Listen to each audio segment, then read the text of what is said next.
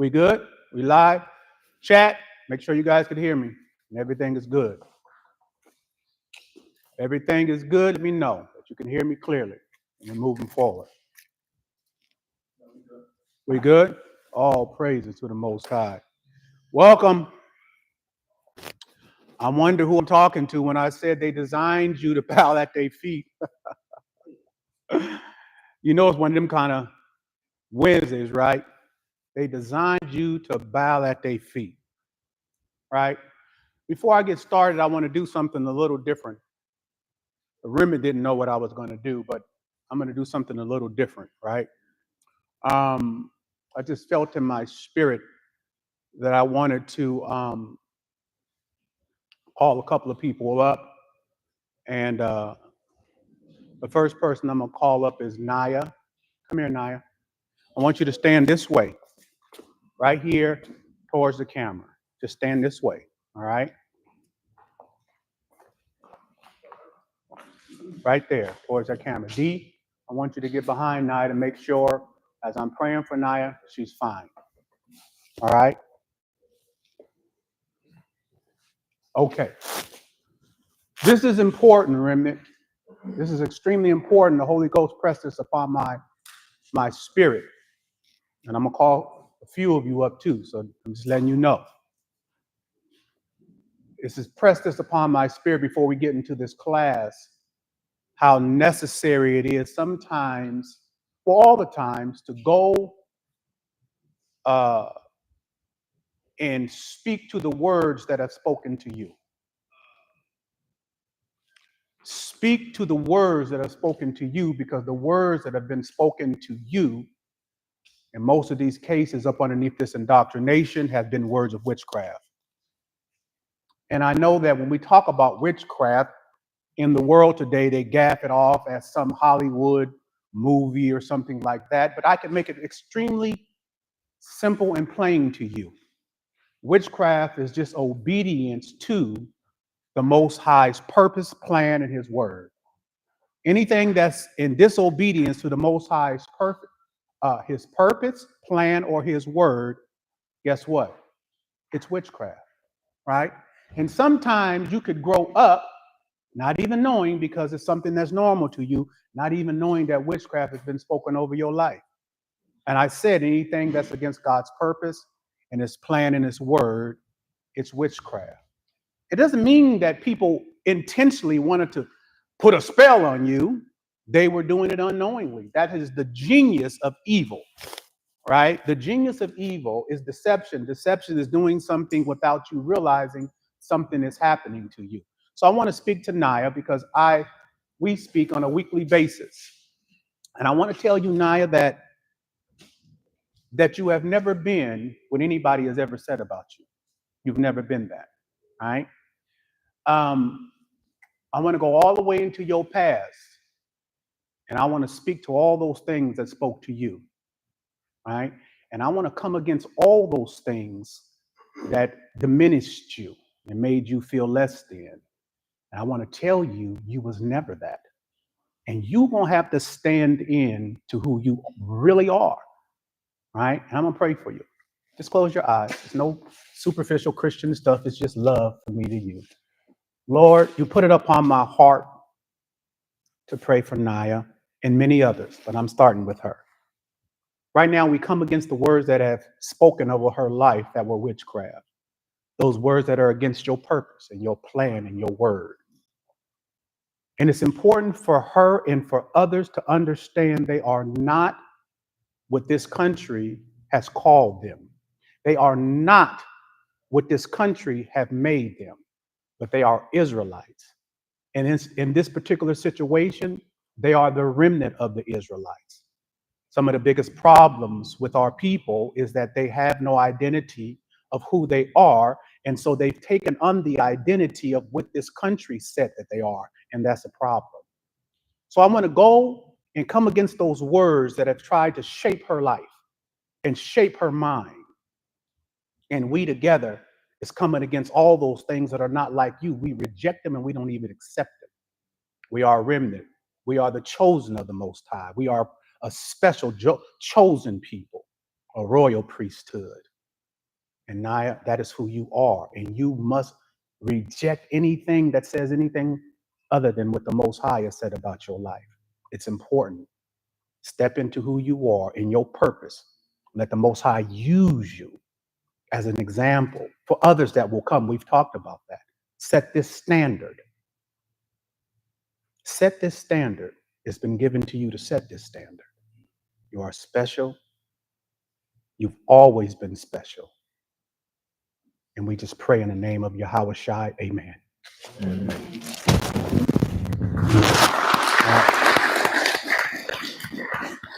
This whole section, come up. This whole section, come up. Right here. Face this way. I can't know. I know. I know. They'll be all right. I'm just messing around. The enemy's spoken over you guys' life, and they've given you a beginning and end to who they said you were. They said that you was an African American. Who named you? Them. When they named you with limitations. They had an idea how far you could go. And however far you could go was up underneath them. No matter how far you go, it's up underneath them. Right? And because they stripped your identity from you, you've lived a life growing up from a baby, all the way being identified by who they said that you were. And a lot of us believed who they said we were. Some of them said that we were criminals, and so we just became criminals. Some of them said we was the bad guy, so we became the bad guy because we didn't have an identity of who we are. But you know who you are today. And you got to every day identify yourself and go against the words that have gone against you all your life. And you have to reject those words. It's war. We are remnant. It's war, and it's going to have to be war because we are still behind enemy territory.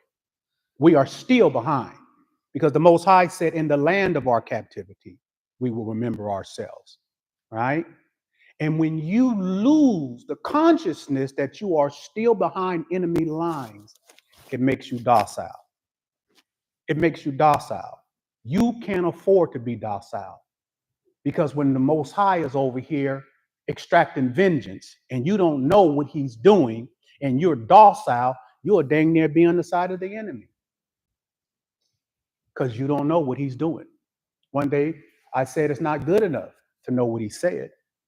We have to know what the Most High is doing in your minds like this.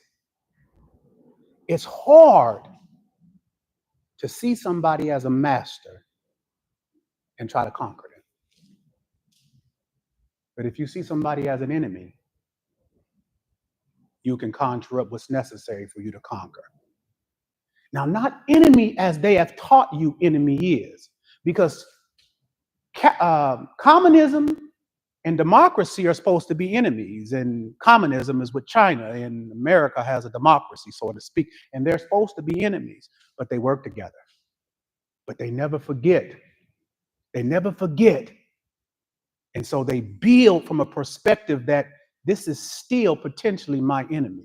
That's why China continues to build the way they build, and America continues to build the way they build. So just because we are in the land of the enemy, it doesn't mean we act like the enemy. We have to act like the conquerors that we are, right? So I want to put these things in your spirit because what happens is as we're going forward, that witchcraft that was spoken over our lives, all our life, it'll begin to try to bring you back. You remember that you're that? No, I was never that. I was never that. I was never what you defined me to be. I was never an African American. You gave me that. I was always an Israelite. And now that we know ourselves, it's time for us to show the world who we are. We're not trying to convince the world. It is through our actions, it is through our lifestyle that our God will show the world who we are. All praises to the Most High God. Let me just pray for every one of you guys. Just like, Lord, I pray right now that you can continue in the lives of these brothers that you've called, that you have called to do your work that you would empower them and make them constantly have a perspective of understanding where they are so that they will be like you said we have to be, sober, vigilant. Because our adversary, the enemy, walks around like a roaring lion seeking whom he may devour. So I want to pray for my brothers in this war that we're in. Not a war as they suppose, a war to gain back our identity. A war to gain back our identity. And one thing for certain, we've done that here within the remnant. We've gained back our identity. Go back here. And I'm praying right now that you continue to strengthen these brothers as an example to the world, to their community, to their families, that we're not just talking a talk, that we're walking this thing before you. And we will show receipts in our life. We ain't trying to convince nobody through words. We want them to see the evidence of our lives as we walk before this world with evidence of who we are. All praises to the Most High God. All right, let's go. Thank you, guys. Come on, this section. Let's go.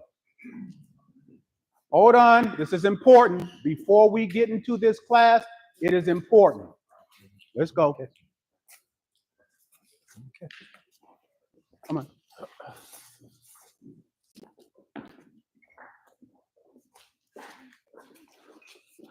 Well, I'm going to pray for your people because you put it upon my heart from the Holy Spirit to pray for your people. All people are not your people. Let me just get this straight, because people might think that seeing us, that they think everybody is your people. Your first people is the Israelites. That's your first people. And those who come and submit up underneath Israelite culture is also your people. So, Lord, I want to pray right now because, again, I said earlier that witchcraft has been spoken over these brothers and sisters' lives. And the identity that this country has given us was never the identity you've given us, because we're connected to thousands of years in the making, Father.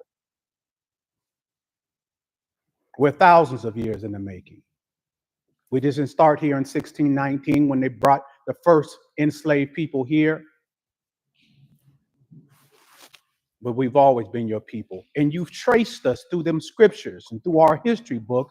And you've taught us and showed us the pathway that we was going. We could trace ourselves. We could see ourselves in that history book.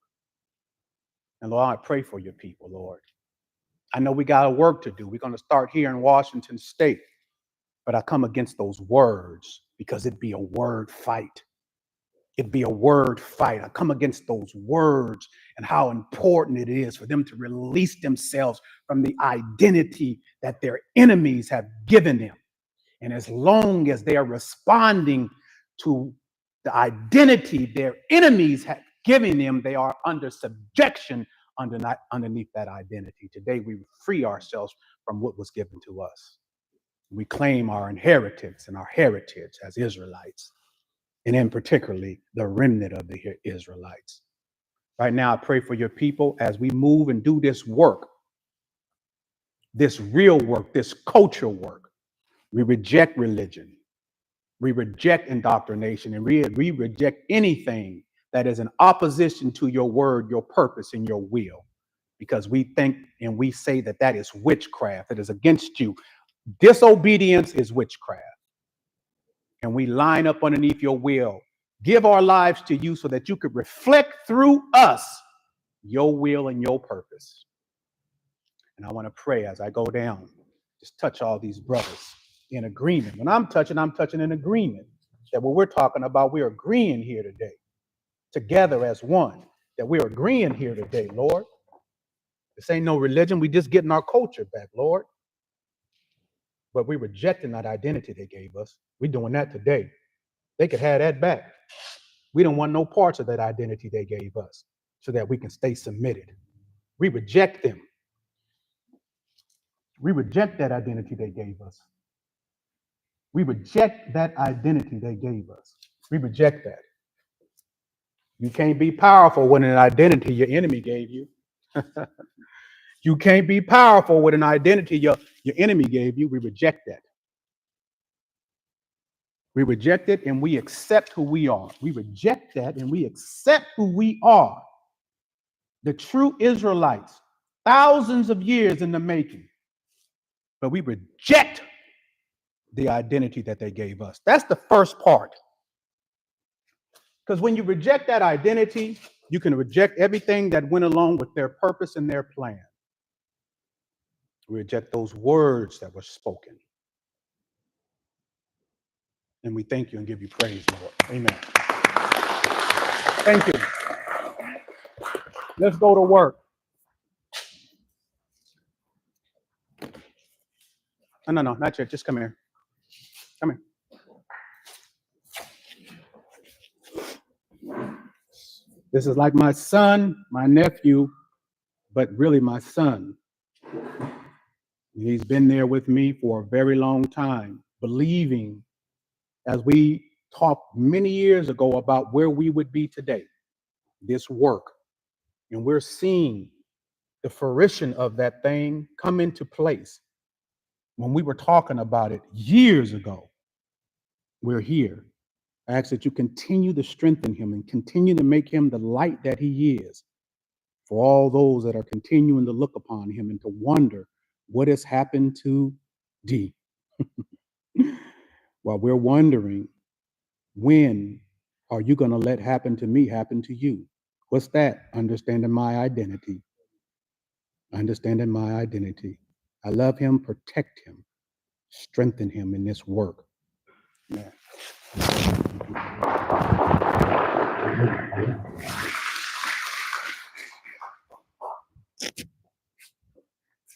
This here's my wife, 27 years, and I couldn't have did it without her. Whew.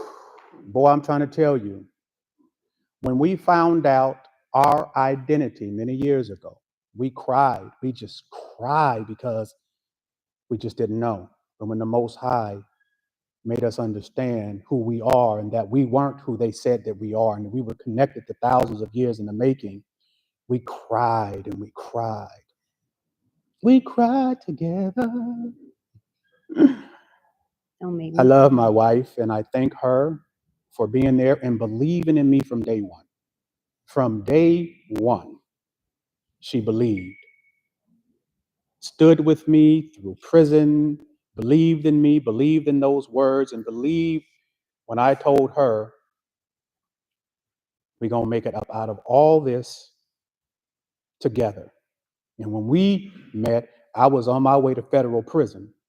And she said, I'm going to be there with you, and was committed to that.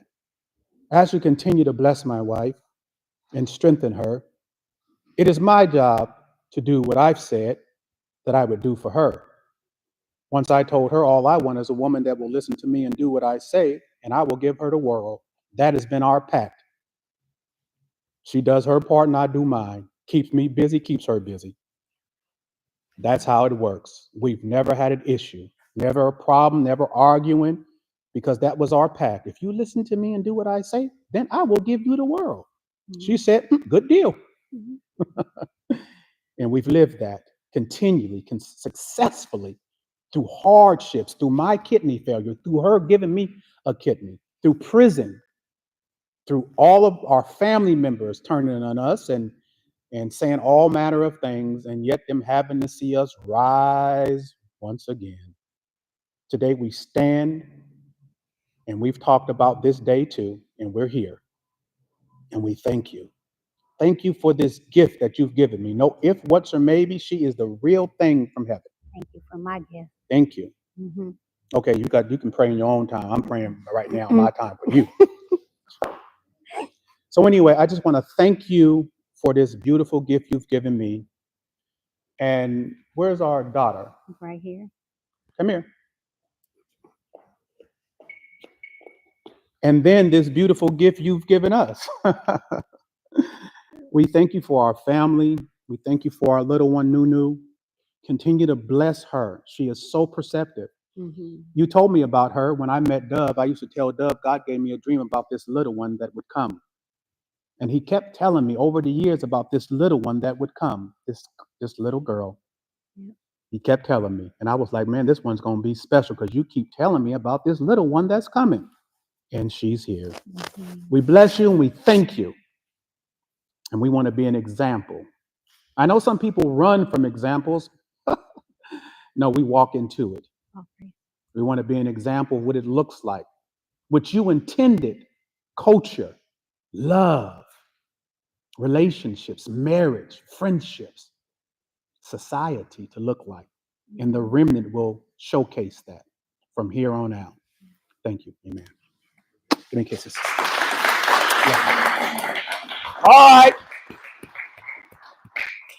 Let's start, Remit. Give me that first one, D. Docile. We about to go. Docile. This is what they made you. You know, Park said, this is what they think about you. This is what they think about you.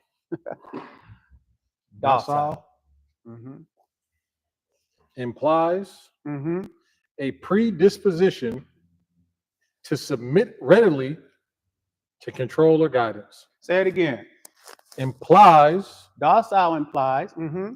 a predisposition to submit. Yeah, that's because you were enslaved for all them years, and then our children are born into the slavery, and when they think that's what their life is subjected to, then they have a predisposition, like it's embedded in them, right?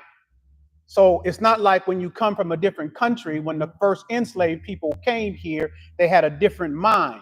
But through the years of being born into captivity, to be born in slavery, what is developed is predisposition. That's what he means, okay? So go ahead, read from the top. Docile Uh-huh. implies Docile implies, a predisposition we explain what that means, a predisposition, how that happens. to submit readily. So wait a minute. Docile implies this predisposition, right?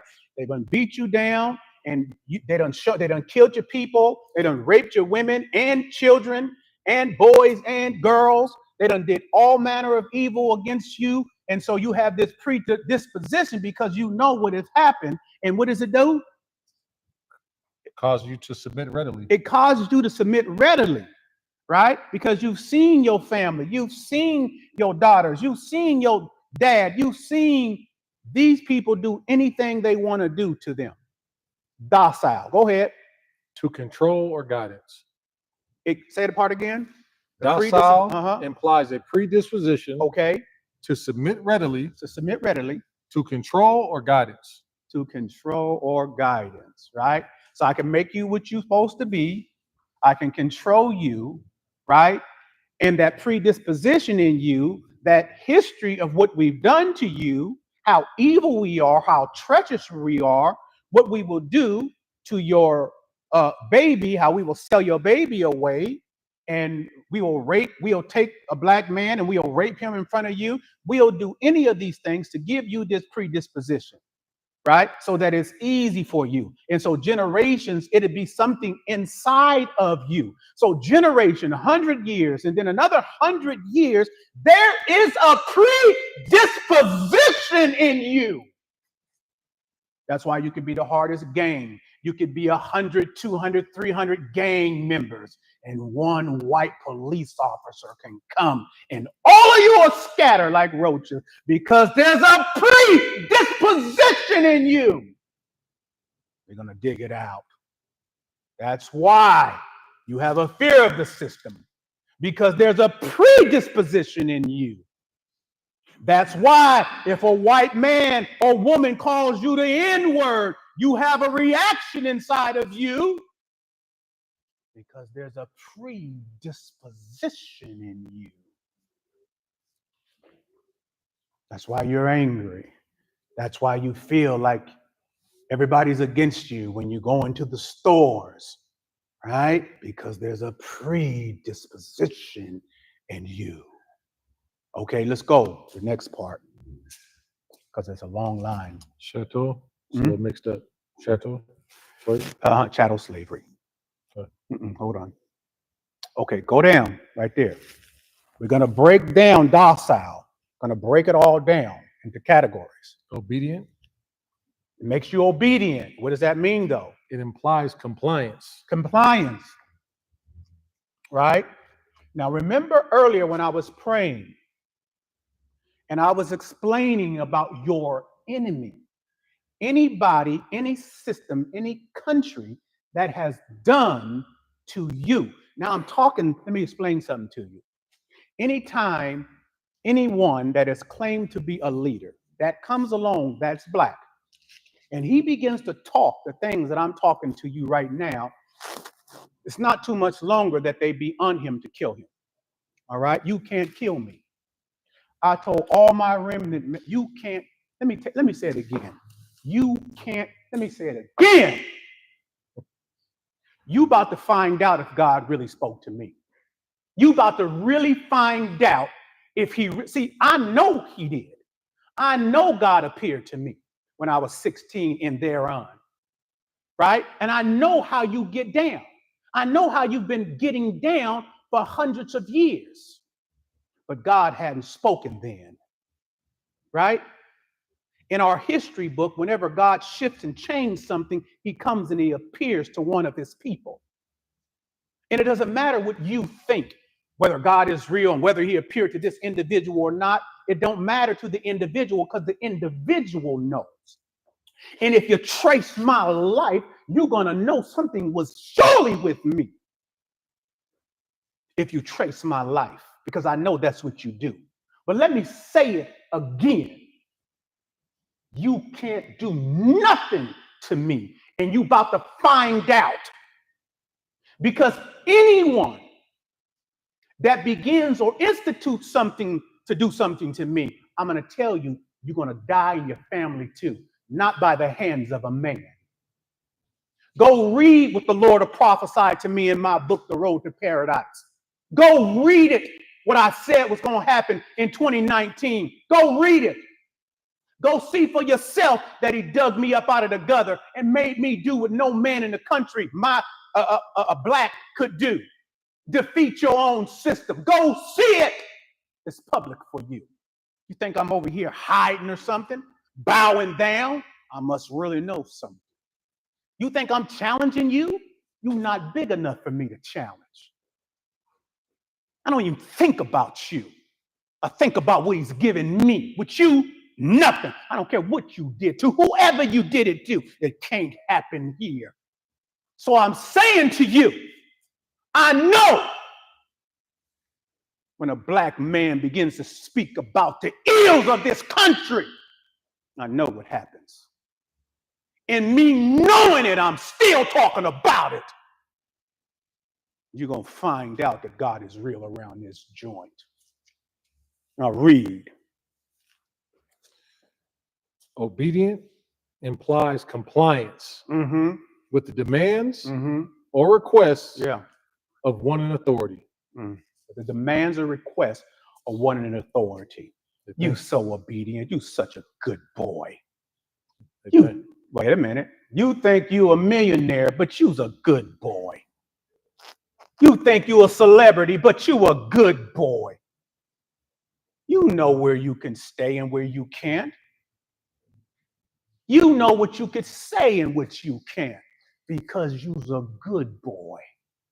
You talk tough to the people in your own communities, but you dare not say nothing against them white boys or them alleged, what you call them, Jewish people.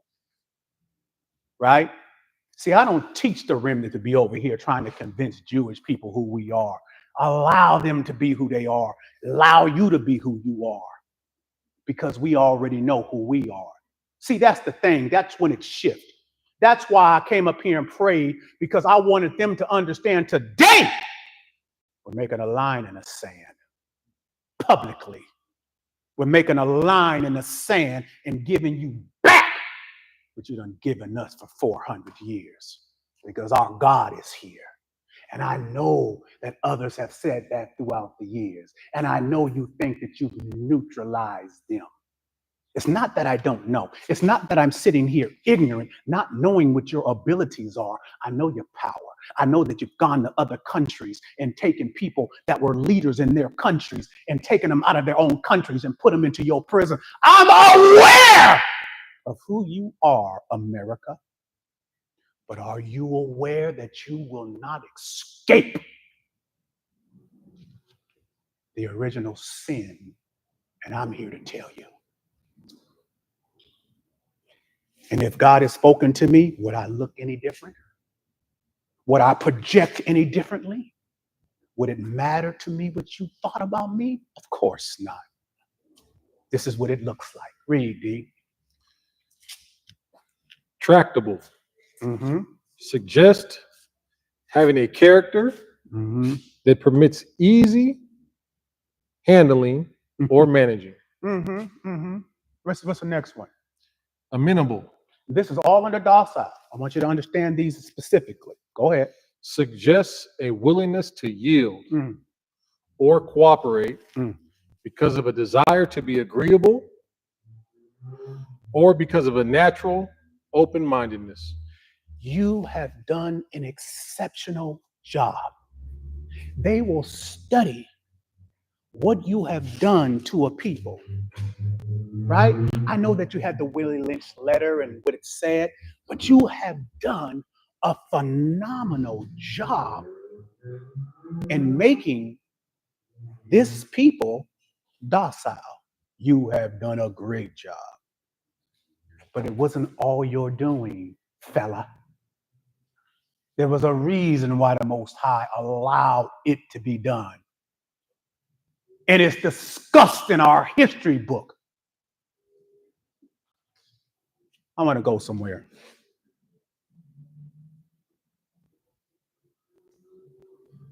This is where I want to go. Listen carefully and bring your whole mind. I'm not playing church around here. I'm not praying, and I'm not even angry. But I'm determined to fulfill the will of the Most High for my life. I'm determined. And I'm persuaded. I want you to listen, to explain to the people that have done such a successful job at making my people docile. I'm going to explain to you why I have no threat. See, I know that the majority of my people, when they look at you, they think you're smarter than us. They might not say it, but I'm going to say it. They think you're smarter than us. They think you're stronger than us. That's what they think, right? But I'm going to explain to you that it was something that it was allowed to happen. And for the purpose, you're going to understand. Let's go. Genesis 15, 13 through 14. Let's go. Amplified. Mm-hmm. Yah said to Abraham, Okay. know for sure Uh-huh. that your descendants will be strangers, Mm. living temporarily Uh-huh. in a land, Yeah. Egypt, that is not theirs. This is the new Egypt, the place of bondage. Egypt means the place of bondage. And if you go over to Deuteronomy 28, it will say you will go into Egypt again with ships, because America is represented as the place of bondage, the new Egypt. Okay? We're going to break it down. Let's go. Where they will be enslaved They're going to be enslaved there. and oppressed Uh-huh. for 400 years. Stop right there. There's a prophecy that went forward about the Israelites. Because of their rebellion, I'm going to tell Abraham the beginning of the Israelite culture. I'm going to tell you what's going to happen to your descendants, because I'm the beginning and the end, the first and the last. And because you're my friend, Abraham, because God called Abraham his friend, I'm going to let you know what's going to happen to your descendants. And Abraham said when he fell asleep, it was horrible what he's seen, because he's seen what our people have gone through chattel slavery. Of course, he's seen that, because there was never a slavery as worse as chattel slavery. There's been slavery in the world, but not chattel slavery. Chattel slavery came and shifted the idea of what slavery is. The most egregious slavery that could exist. Abraham said he had servants in his own home. Abraham wanted his own child from his own loins, because he said, if I don't have my own child, my servant is going to take my inheritance. Does that sound like chattel slavery? He was going to give his servant his inheritance. So there's been many slaveries in the world. Sometimes in our culture, if a person has done something, they have to be committed to somebody for 7 years. It's like enslaved. They had to do work and do whatever was required. And then after the 7 years, they're released. That wasn't chattel slavery.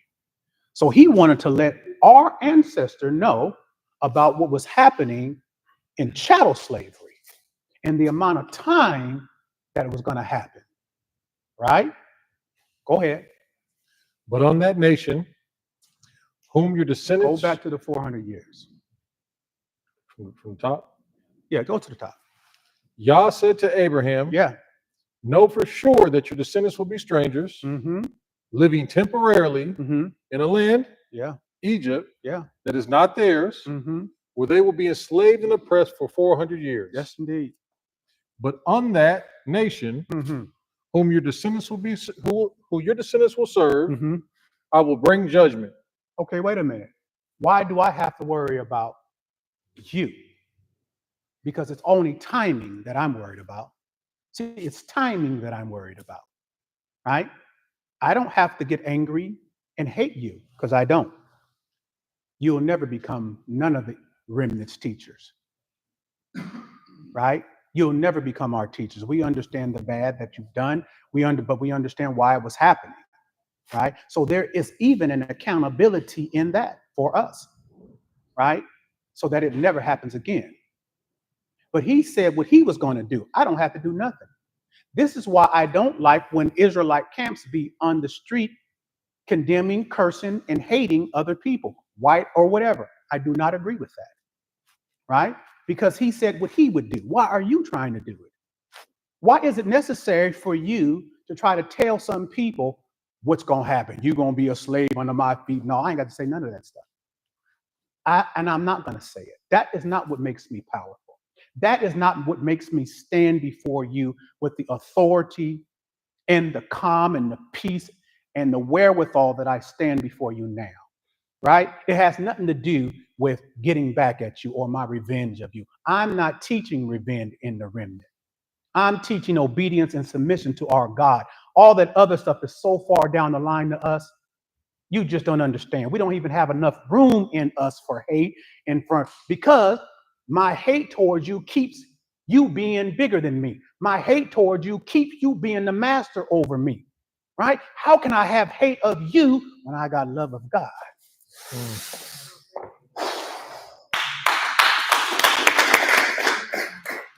How? How can your hate be bigger than God's love for me and my love for him? That's why my focus is on my obedience and submission to him, right? Because what he's saying, if you do what I want you to do, I'll submit everything underneath you, right? So when I'm talking to you, the way that I'm talking to you, system, America, and the like, it is not because I am angry. White people can be a part of the remnant. Did you know that? Did you know that? How? They have to come and submit like everybody else. There's no different. Whoever comes and submits, white, Mexicans, whoever, Chinese, whatever race you are, you're going to have to reject that and be a remnant. The culture that God has placed in the world for mankind, period.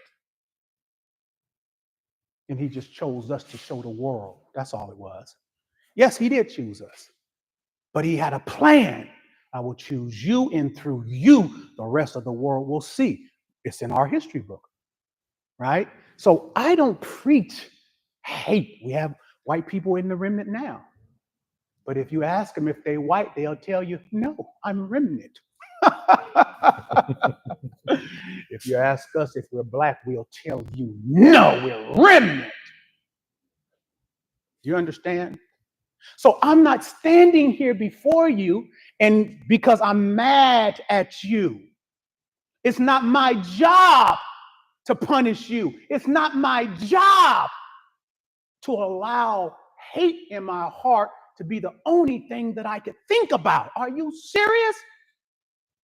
I have children that's half white and half Asian and the like. Right? So I just want you to know I'm not a man up here talking and speaking what you guys may call hate language. You're not big enough. There was a time that you were when we were docile. But you see an Israelite man before you of the remnant. The lights unlike you never seen. Somebody will go into my background, into my past and say, his mom was a hoe, his dad was a pimp, he started pimping, he went to prison. You will see all that. That was nothing. That was nothing. That was only for me to understand the condition of my people, to take out any self-righteousness and judgment if it was in me. It was only for me to fulfill the prophecy of the condition that the people, his people, would be in. I'll take the foolish things of this world to confound the wise. I'm trying to teach you the things that are despised, the things that are low, the things that are weak, to overcome the things that are strong. Yeah, that's in our history book, who you call the Bible.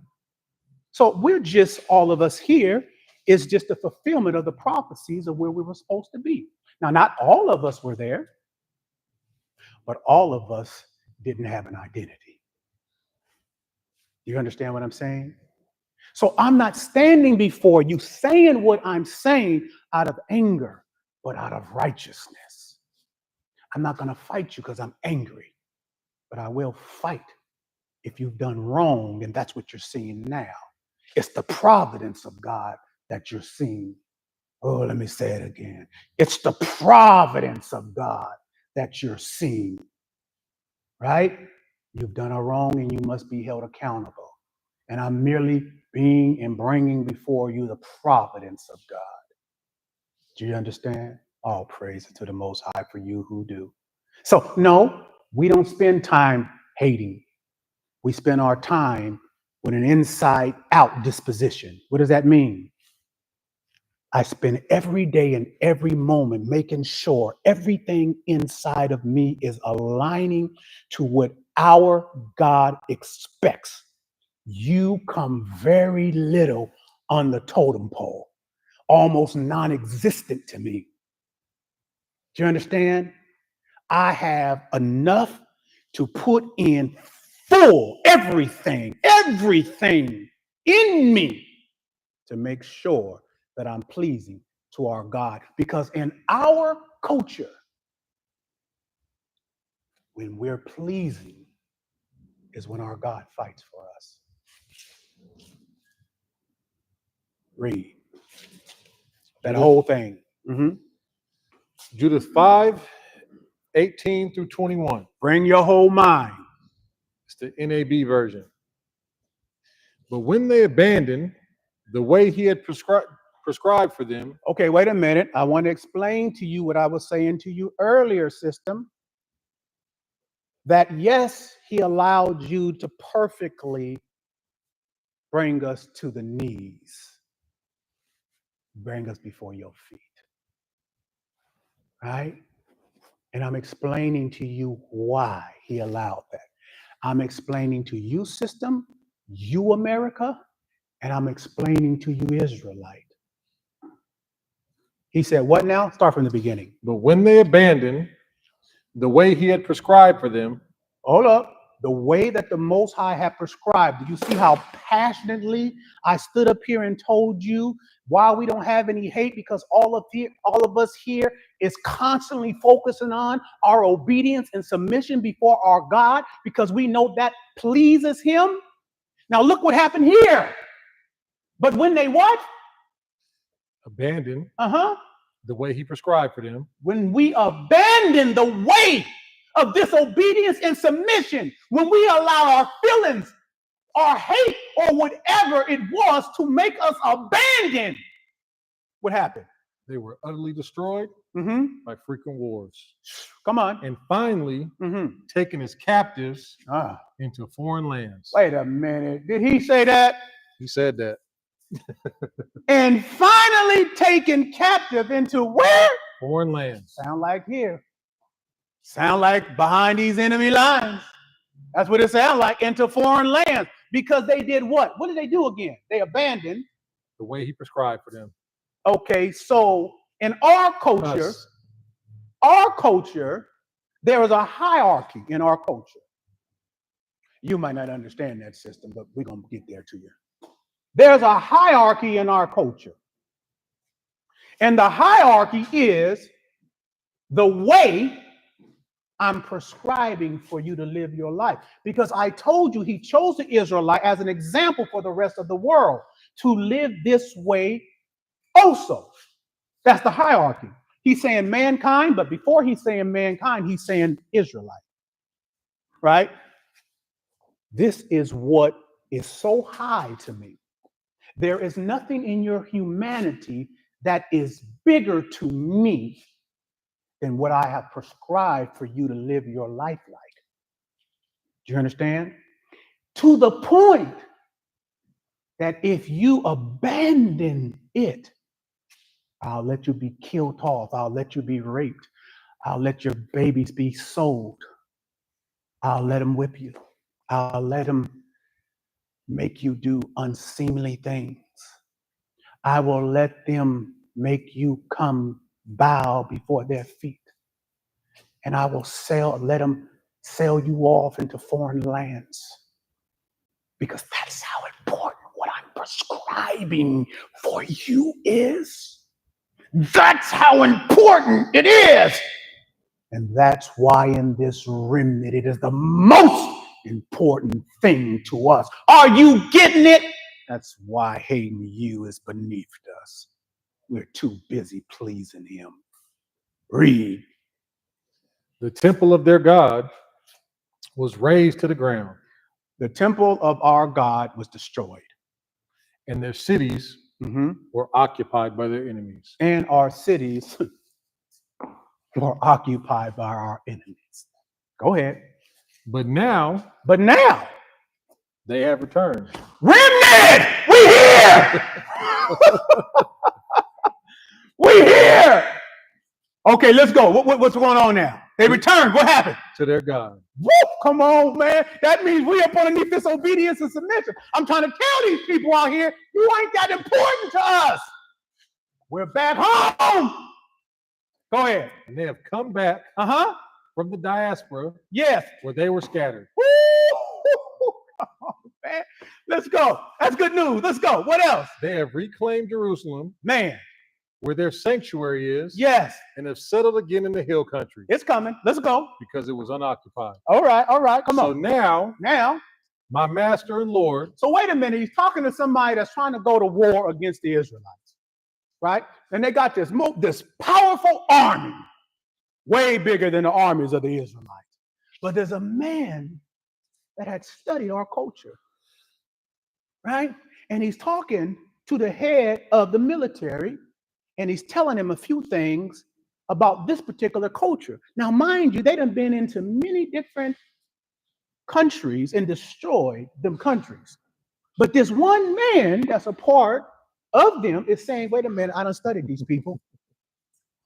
Let me give you some game, as we're going to say on the streets. Let me give you some game. Go ahead, my Lord. So he's saying, so now my master and Lord, if these people are inadvertently at fault, or if they are sinning against their God, and if we verify this offense of theirs. Okay, wait a minute. If these folks is running around here in these streets under that indoctrination of their enemies, if these people are hating their women, if these ones here are disgracing themselves and killing one another, come on with it, Dre.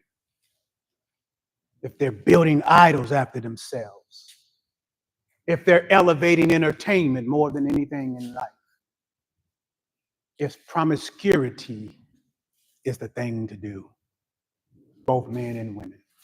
If these people are operating like that, what, D?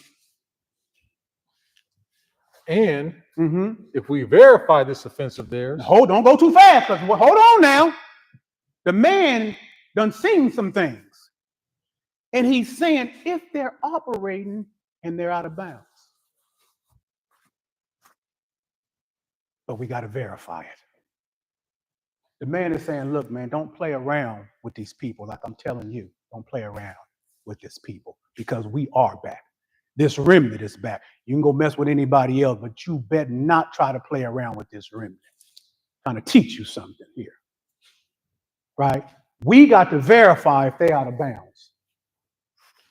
Don't just go up in there and you just think that they're out of bounds, right?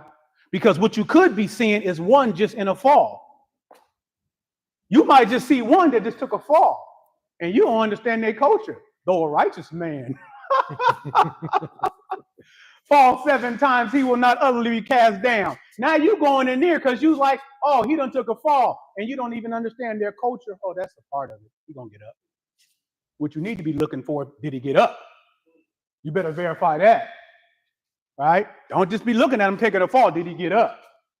Because if he didn't get up, you got action. But if you get up, let me caution you, don't go up in there. Read, D. And if we verify this offense of theirs, then we will be able to go up we're gonna conquer them. Oh, we can do that now. We can conquer them. We can go get them from wherever they've been scattered. We can bring them here, take away everything that they've ever known. And they will have no identity. All they will be was docile. That's it. They'll be docile. And everything that they are will be, everything that they are will be what they want to, how can I put this together, Lord? Everything that they are is just a reflection of what they want to be, us. Listen, everything that they are is just a reflection of what they want to be, us, right? So now black people think, if I can just go be like white people, I have it made. If I can live where they live, I can have it made. Everything is predicated upon the people that have made you bow down to their feet. And so now they're your God. You don't got an identity anyway. You ain't got no identity. You living up underneath the identity that your enemy gave you. That's all you are, right? So all you could ever hope to be is them. What else do you know? So white males have been around the world. What do they say? Europeans dang near conquered 85% of the world. The only place that wasn't conquered was the Ottoman Empire and China. And they went around conquering, making subjects. And if we were just in bounds, they would have had to pass us up. But we was out of bounds. Right? And so now they conquered us, submitted us, broke us, made us come before their feet, master, and you still have that disposition inside of you to this day. That's why you react. They could say something to you and it's going to make you madder than anybody else could say something to you. That is an indication how much you value them. That's all. I've talked about this with the remnant before. An indication of how much you value your master is what they can say out their mouth and what reaction you give them. Is the telltale sign of exactly how much you value them. Somebody, I hate them. Oh, no, you don't. You value them. You value them. Somebody who means nothing to you can say something, it ain't gonna mean nothing. Whoop-de-doo. That person don't mean nothing to me. But somebody that you have been at their feet, you ain't even got no other identity. You at their feet. With the story, I forgot the young man's name. They killed his 18-year-old son and he ran over one of the police officers. Oh, yes. I just read that. Recently. You know what I'm saying? And these docile people out here are celebrating somebody who had a backbone. This is how they feel. Let me just break it down to you. They're celebrating something within themselves that they feel they couldn't do. But there are countries in war right now because of actions that these people have done to us for 400 years. There are countries where people are fighting right now and will never stop fighting because of what another country has done to their people. And those countries often wonder, what is the matter with them people in America? Because they know the stories. They know the stories, and they're always wondering, what is the matter with them people in America? Them black people in America, what is wrong with them? There is a history of 400 years of these people doing this to them. And now all the police officers were in the courtroom, 300 police officers, they wouldn't even let his brother in, and everybody's mad and all that. I am not shocked. I am not shocked. Until you have an identity, until you know who you are, it will be hard for you to pull away from what you value. It'll be hard. But when you have identity, that's why other cultures that have come here with their own identity have set up their own shops, their own little America within America. And black people have been here. Well, every time we try, they come and destroy it.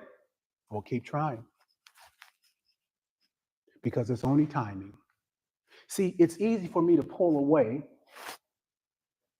because I don't value what you think you have. Because I really don't think you have anything. Listen, you've got a lot of billionaires in this country, people that's been very wealthy and all that, and I get it. I get that. I understand why my people are so impacted.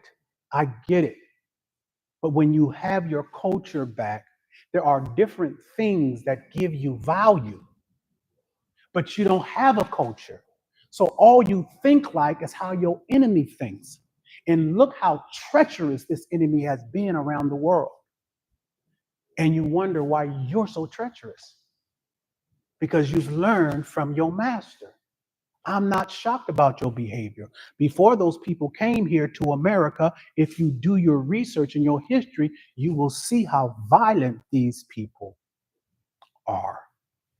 During those dark ages, you could see the people and how they were. They were a violent people, a warlike people, if you go read, right? And what has happened is because through their conquering, they've gotten position. And it's like they talk about in Seattle, they talk about how it's not a blatant racism. It's an undercover racism. Oh, how are you doing, guy? You're doing okay today? But they hate you in their heart. It's not like the South where they're just going to tell you right out, oh, no, we don't like you, N-word, right? So that's what happens with the cushion. That thing is still inside of them because you still see how systems operate with black people because that thing is still inside. Through their control, you can still see that viciousness, right? That lawlessness, but they got the power so that they can have the appearance like in Seattle, how a lot of the white people are, not all of them, but a lot of them are very kind to your face, but they'll do you something behind your back. And so that cushion of conquering has let them put a face on it. Right? And because you're docile, you think, oh man, they cool. I'm not talking about the individuals, I'm talking about the system of white supremacy, right? Because there are some white people that are my best friends. I'm gonna shout out Lisa Dugard right in public. I love Lisa Dugard. I love her like she was my sister, and I'd go to war for that woman because that woman went to war for me. In front of all her white friends. That's my friend and I love her. Understand that. I'm saying the system. And there are some white people that could look at the system as wrong, right? But you haven't developed enough of your own culture or your own mind for them to want to come be a part of doing something against a system that they know is wrong.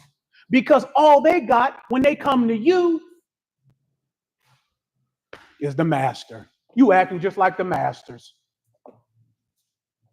But I didn't act like the master. So when they came to me, we were able to get the job done because I didn't act like the master.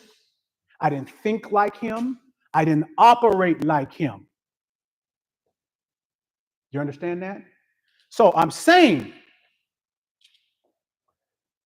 you don't have enough of who you are. All you have is what they've taught you. You're walking around here with a mind that is not your original mind. It's only the mind that they taught you to have. And you're docile.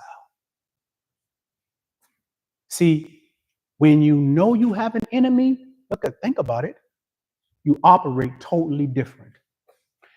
And Black people in America in particular, you don't think you have an enemy. And if you do, it's Johnny across the street. If you do, it's your cousin that belonged to another gang. You think your enemy look like you, right? So you don't have the disposition, the poise, the wherewithal to move a certain kind of way, knowing you got an enemy. That's why when a lot of celebrities get up into that money game and they think it's all good, they don't understand that behind the scenes, their enemies are operating in their work. And look what happened to Kanye. Of course, he'd be saying some outlandish stuff. If I could just talk to the young fella, I tell you, I could help him. Right? When you don't have your identity, right? You don't have the foundation by which you could fight against your enemy. You don't know. All you will know is the way your enemy has fought against you. Listen to what I'm telling you. All you will have as your weaponry is how he fought against you. And you will maneuver like that. You'll maneuver like that against your own people, right? But I didn't fight him the way he fought me. I fought him from a cultural perspective. Do you understand? What things within my culture were valued. Didn't matter how they thought. I wasn't rushing to be like them.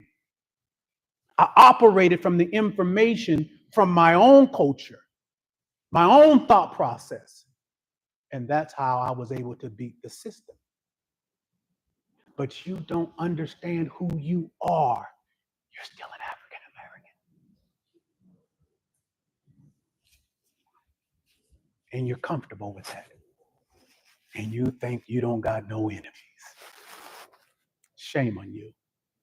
Out of respect for all your ancestors that have fallen these 400 years. Do you think they have an enemy? Well, it ain't like that no more. I just told you it's still like that. It's just covered with their wealth. They done use you up to get their wealth. They use you up to get their wealth.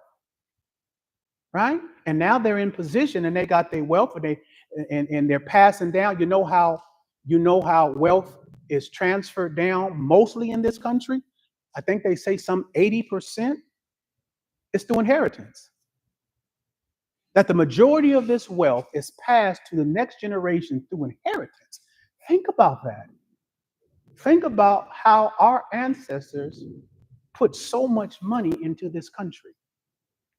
And all these people have benefited for hundreds of years, just passed down your work and all of what they did. And you don't think you got an enemy. And so you don't move like you got an enemy. You don't move like that. Right? I do. I am very aware of their capacity. And you should never forget that. You should never forget that. But you are continually at the feet of your enemy and your master. You're going to have to play this back because there's so many things in here that will make you free. I've covered every area that will make you understand in a way that has never been covered before, right? That will make you understand. Because some of you will be like, I don't want to have hate. No, you can't have hate and be the remnant. Because we can't stand before our God with hate. It's impossible. You can't have hate and be remnant. It's impossible. All those camps out there, I be telling them, How is it that you feel comfortable with that hate in your heart, thinking you can stand before God, thinking that it's justification? Well, I understand all that. I'm not talking about that. That's secondary. The primary is, what is the Most High expecting from you? Let's not even think about them. What does he want from you individually? That should be your focus. And that has to be shown. That has to be shown to the world because that's righteousness. You can't show righteousness with hate. I remember this guy, this politician, he was a brother. He was a Republican too. He said something so heavy. I use it to this day. He said, you can't cast out hate with rage. That's good. That brother said that. You can't cast out hate with rage. You think their hate is going to be cast out with your rage? They need an example of what righteousness really looks like. The world does. The world needs an example of what righteousness really looks like. And that starts with the individual. Do you understand? It starts with you as an individual. How it's reflected with you in your home, in your community, in your city, in your state, in your country, and in this world. That is how the remnant operates. Did you hear what I said? But it starts here. The accountability is with us. What do you expect of me? And that's the primary focus. And then what happens, that right there, that relationship becomes combustible and it begins to spread so big and it begins to affect everything around you and penetrate everything around you. And it grows as you move through the world. It grows. What grows? The relationship between you and him. It grows, and when you move, it gets bigger. And you moving, and it gets bigger. And everywhere you go, that's what you're representing. Because that's what happened with me. It didn't matter what happened yesterday, because as I begin to walk in what I'm teaching you today, even though law enforcement was against me and my own community was against me because he was an ex-pimp.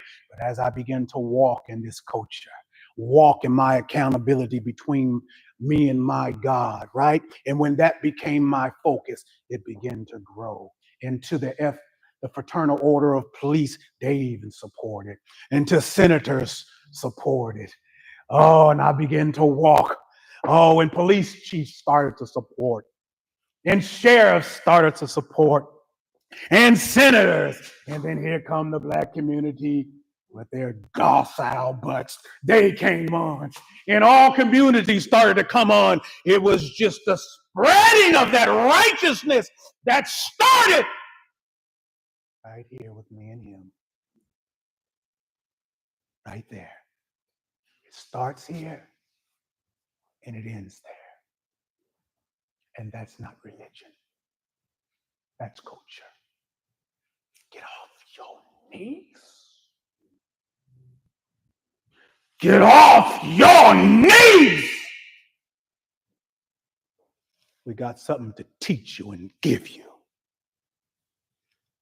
But you gotta get off your knees. When you're killing your brother, you're on your knees. When you're speaking bad about your women, you're on your knees. When you think that money is the most important thing in life, you're on your knees. Get off your knees. And all of what you think you're doing out there, you haven't done what I've been able to achieve.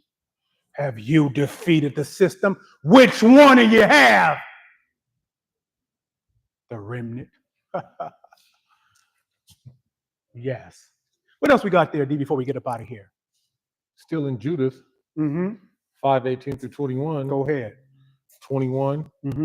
Following, then we will be able to conquer. Then we'll be able to go up and conquer them. Yeah. Following that, it says, but if they are not a guilty nation. But if they're not a guilty nation, this is what we're talking about, getting up off your knees and understanding your culture. If they're not a guilty nation, This is the gentleman talking to his Lord, He's talking to, his leader. Mm-hmm.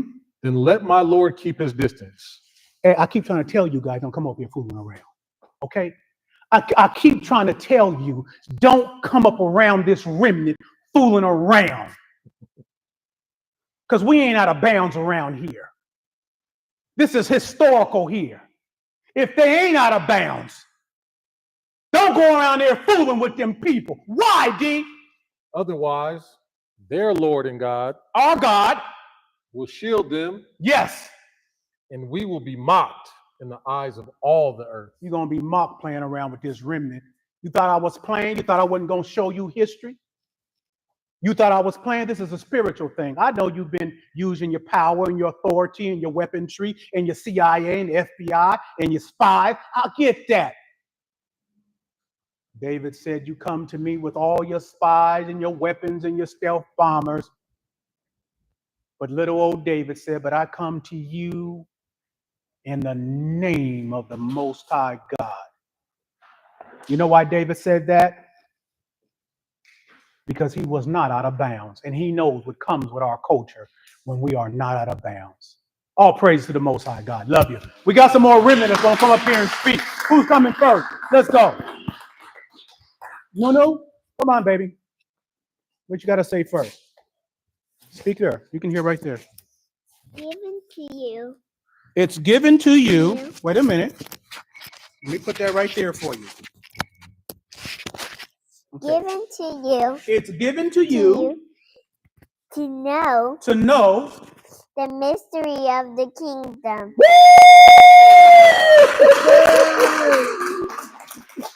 Amen. It's given to you to know the mysteries of the kingdom, and a child shall lead them. Come on. Good. That's right, baby. Let me hit you up right here, young fella. Release your message. Got what you want? Got what you need? Yeah, I got it. All right. This all from life. All right. I'm gonna start with the compromising part, right? Which is to me the most humiliating and embarrassing part of this that I'm finna share, right? So, and I've talked to my son's mother about this. So she okay with some of these things I'm about to share with everybody. So during that relationship, right? I compromised, right? Real bad. Crying for her to stay with me, begging her to stay with me. We agreed, and it was my idea, right? To have an open relationship where we was having sex with other people. I was lusting to. And then when I felt like she was looking at other men, I got mad, right? I was tripping. I was like, nah.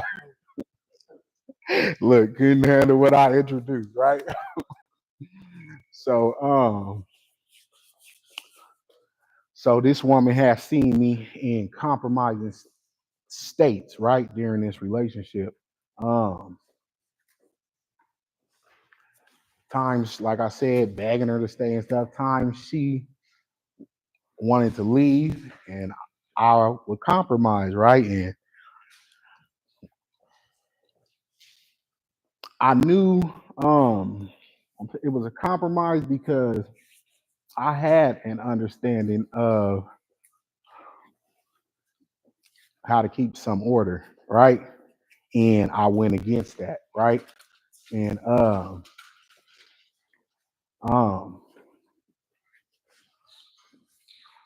she knew I compromised too. I remember one time she said, she said it, right? I was looking at her like, yeah, you can know I compromised, but don't say it. Don't say it, right? Out of bounds, boy. Just real out of bounds, right? But that was how I compromised in that relationship, right? Knowing what I should have done, and I led with a lie going into the relationship, right? Because I knew that I didn't want the relationship to be structured the way that I agreed to structuring it, right? And in my mind, I was like, you know what? I'm going to agree to it on the front end, but I know how I'm going to spin it, right?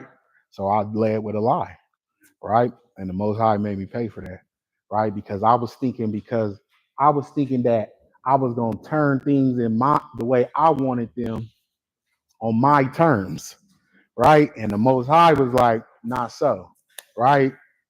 You about to deal with this consequence for coming in and operating like that, right? Um, so I'm saying I compromise, right? I got that. Now I'm gonna get into the warring part, right? Because of those compromises, a lot of warring took place in that relationship when, like Dre just said, I got up off of my knees, right? Get off your knees, right? Get off your knees. And a lot of warring took place, right? So I don't want nobody to think like when I be talking about the condition with my loved ones, like it was something light going on, right? Um, it was real warring in there. And another thing that was wrong that I did too was I was focused on multiple women, right? She knew this, right? It was a focus of mine in that relationship, right? And so this is where the warring comes in, right? Get up off your knees, right? So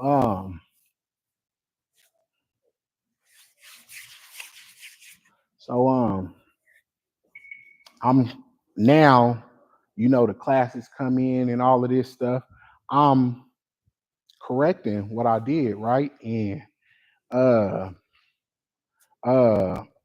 I'm going into operating the way that I'm supposed to be operating as a man, right? And it's warring going on with me and this woman, right? Real warring, right? First she has this because she see me compromise. She don't believe now that I can be a man. You know what I'm saying? She don't believe that, right? So she has this disposition towards me, like all for years, right? Um, you're not a man, right? You're not a man. You're not a man. I want y'all to know how the enemy was coming, right? But it was my fault, right? Because I brought the consequence over the relationship, right? And I always took accountability for that, which is why when I got off my knees and started warring, I knew that I had to eat whatever was coming at me until the Most High decided to turn it around, right? So, yeah, she would say that like you're not a man. Constantly talk about just errors that I made, right? Bring them up, right?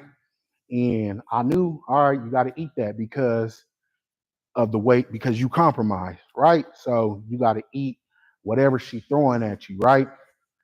And it's not to say like I never made a mistake, even after I got off my knees, right? Because I did. Um, but I just kept pressing, right? And yeah, like I was saying, that was her disposition towards me. You're not a man, right?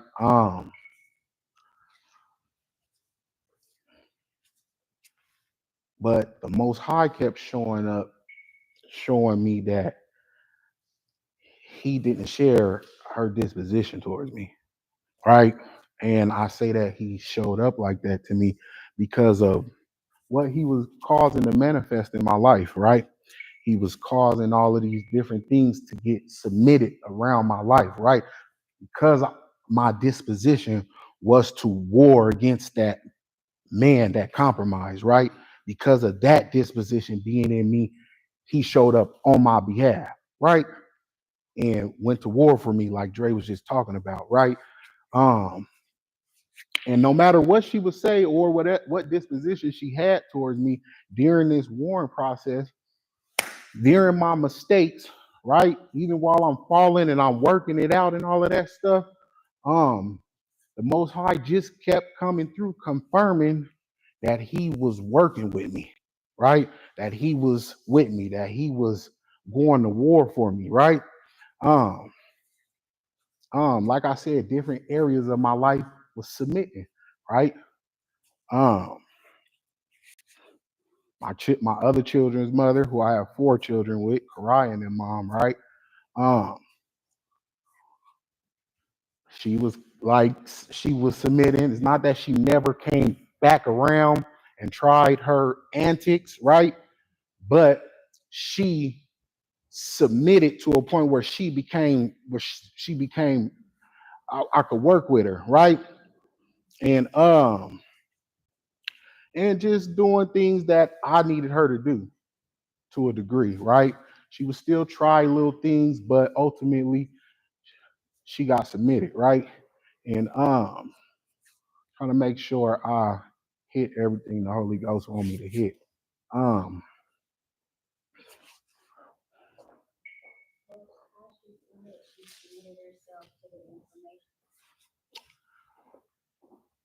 I say the Most High submitted it because He kind of made it to where some things was lifted off of me, right? And she had to do her part, right? Because it was just a time when she wasn't showing up, handling her business, right? And the Most High intervened and she had to do her part, right? And then I would say she submitted because now, even today, to this day, right now, she listens, right, to a degree, right? She be trying to find little ways to wiggle around what I'm talking about, but ultimately she submitted because now, and this woman seen worse in me than Halima, right? But now she come to me seeking counsel about different things in her life, right? So I would say that's why I say she submitted now. I feel like I'm getting off track, but so the warring took place, like I was saying, right? And the Most High showing up and just showing me that He walking with me through this process, right?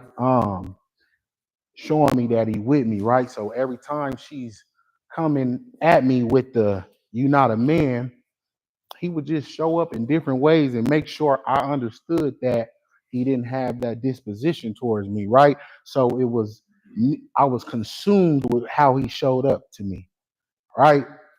Instead of allowing the words of witchcraft to put me back on my knees, right? And submit me, right? And the test was, different things I was focused on and wanting during that relationship. She would come talk to me about how she was gonna go do it with another man, right? Oh yeah, I'm about to go be this man's second, third wife. Uh, uh, all of it. You know what I'm saying? Talking about just different things, anything you could probably think of, she was coming with it, right? And the test, right, from the Most High was, all right, Kavasi, you standing in this information? You serious? I'm about to see. Because guess what? Even though you in order now, right, and you on your feet handling your business, she ain't going. She ain't going. Now, is you serious? Right? Because you got to keep pressing and standing on this information, even though she's clearly showing you she ain't with you and she ain't going. Right? Are you serious? Is I'm your everything or her? Is you finna stand or if you finna get back on your knees, right? To get this woman, or is you finna stand and show her God for me? Right? I'm going towards the Most High, whether you going or not. Right? So that's what was taking place in the house. Right? Every day, anything that was going on, it was I'm focused on the Most High, right? Anything she was coming with that I might have desired, that I was seeking, and she told me no, but oh yeah, I'm gonna go do it with XYZ though. I had to keep standing on the information, right? He tested me and seen if I was serious about my manhood, right? All the disrespects that was going on in the house, I had to stay kind. I had to stay fair, right? I had to stay respectful, right? And this is not to say I never failed and made mistakes, right? I'm gonna break it all down for you because I still know that I made mistakes during this process, right? But I never stopped. She could never kill the dog in me for the Most High, right? I never stopped fighting to be the man that the Most High expects me to be during this process, right? I kept gunning for that, right? No matter what was thrown at me in this household, I kept gunning for the Most High. Never got back down, never agreed to it again, right? Never submitted to the witchcraft that was being thrown at me. I ate all of that, right? You want to see if I'm your man? I'm your man. Please believe. You did. I'm your man. Yep, I failed. I erred. I made the mistakes, but you ain't gonna keep me on that flow though. Yeah. You know what I'm saying? It ain't gonna happen. So yeah, so something else I just want to say real quick. I could have never done any of that without the love and the mercy and the grace of the Most High, right? During that process. And he had me marinating on this yesterday and reflecting and going, you know what? None of us could have, right? There is nobody here present that would have made it to where they are right now without the love and the grace and the mercy of the Most High. So he want me to tell his men and women out there that nobody you see up here demonstrating and operating in this information was successful at doing that without him, without his love, his grace, and his mercy. So get up off your knees like Drake said around here and let's go.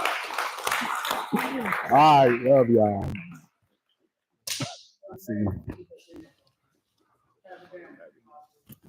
that's why I didn't want to yell. Word. I'll just put it on my tongue. So,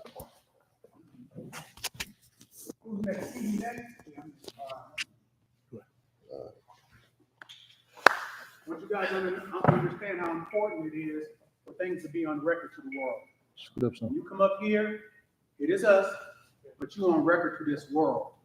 Who are you? Who are we? Right? And this is one thing the Hughes brothers told me, anything done in film goes down into history. This is on record. That's right. This is for history. so I was thinking about something, but Kavasi got me thinking about something else, kind of still along the same lines of compromising. And I definitely compromised before, especially with a woman. And, this woman was living with me. And, it was just things I was compromising on as far as like lying, and just being sneaky and, hiding things and being deceptive. And and at the same time, she was pregnant. And I wasn't trying to take accountability for nothing I was doing. It was just like whatever. I don't even want to talk about it. Like every time I come in, it's something that she want to argue about. Of course, it might have, been rooted from something I did or didn't do. At the time, I didn't know what accountability was because I didn't grow up under a household with any type of male headship. I grew up under a religion that it didn't give you the spirit of power. It gave you, the spirit of fear or the spirit of just being afraid. So that kind of, I guess you could say, bled into my relationships. So, but you know, I'm not mad at my mother. You know, I love her. But that was one of, I probably would say, the worst things that could happen to, you know, a young male like me growing up and trying to find his way. You know, that's why the information was so easy to take a hold of when it came, because it wasn't like what I had been experiencing my whole life. You know, it wasn't anything out in the world that I had fully committed myself to until the information, to the relief doctrine came to me. And then I was able to operate in a supernatural world.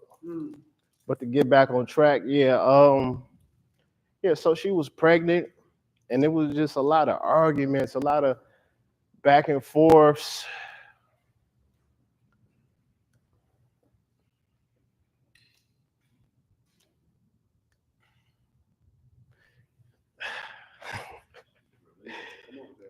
Come on, break it.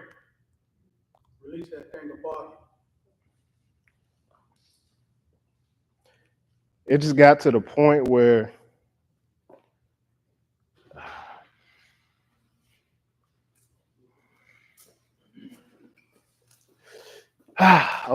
so it just got to the point where, you know, eventually she got about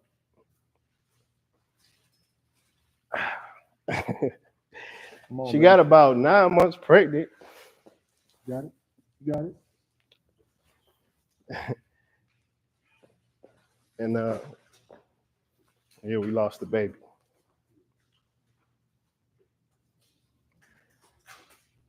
And I blame that on myself.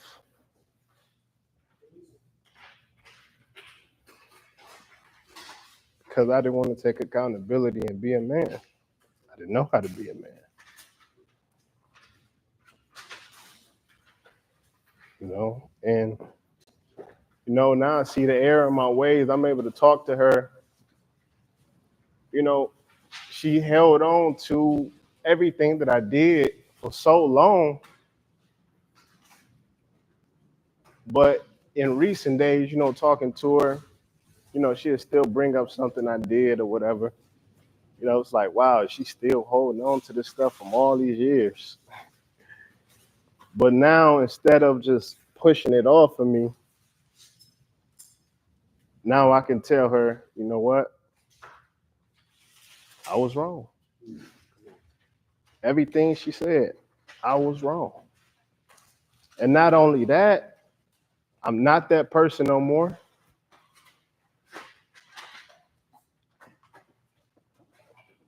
And I don't think that way no more.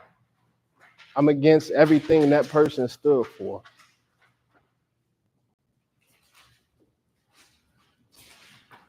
You know, and it just feels good to, you know, be able to take accountability for things that you caused in somebody's life because you didn't know that the lies would bring curses that would hurt you and, you know, just bring devastation in your life. You know, you're not taught this in a religion. They just try to scare you with hell or something or the end of the world or whatever. But, you know, in this culture, it's nothing that I can't talk to the family about, you know, and that's something I never really had, even in my, you know, my relatives, my blood family. So I wasn't able to cultivate those close relationships with family like I wanted to, but you know, that's okay. You know, I got a new family.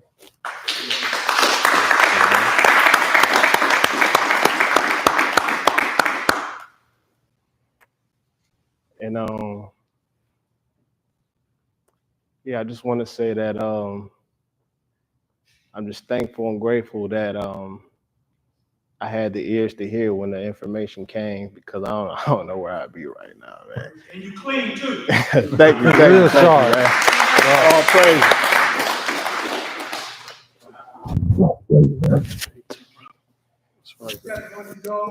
That's right.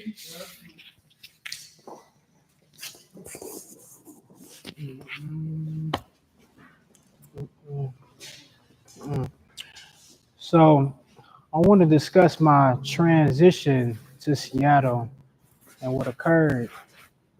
So when I first got the news that it was time to come here and do this work, it was a little ounce of trepidation inside of my spirit, but it was quickly removed because I know that the Most High knows everything within my situation, any adversity, anything that I was going through. And it was time to step out in that faith. And I decided to let the people know that I love. I thought they should know that I was going to make that transition. And once I put that out there, the enemy went to work.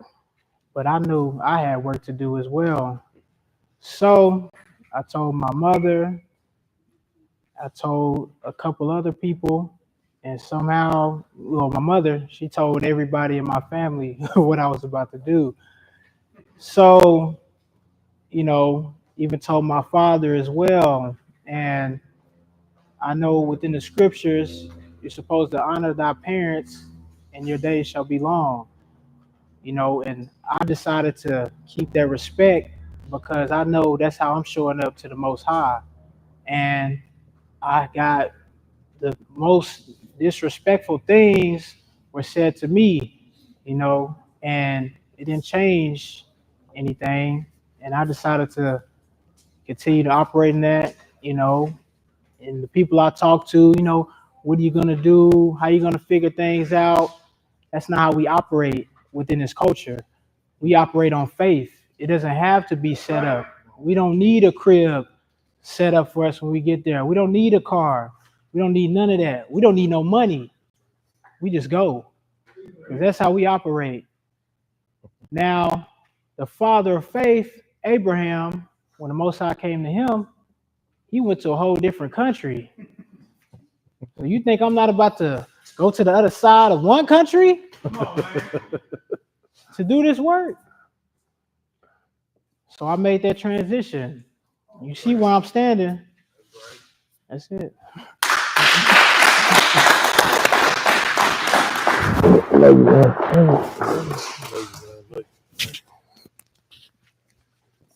Got y'all want to arm wrestle for it?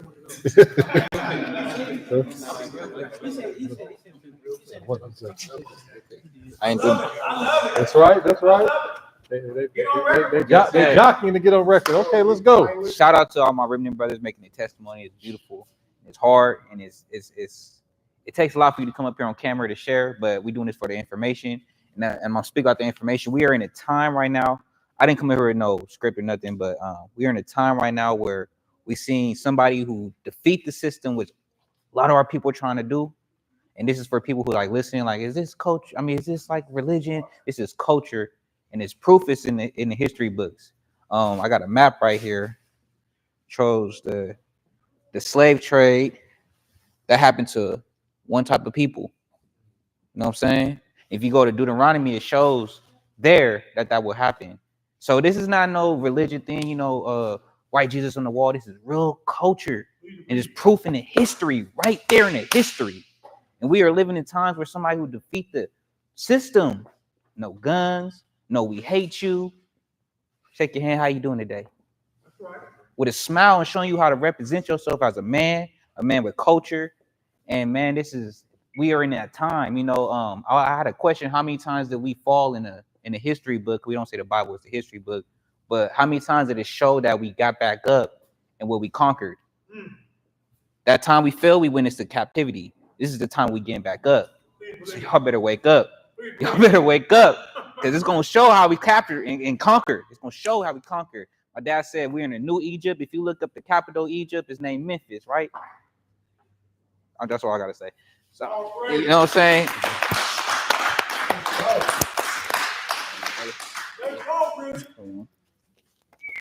Thank you too long.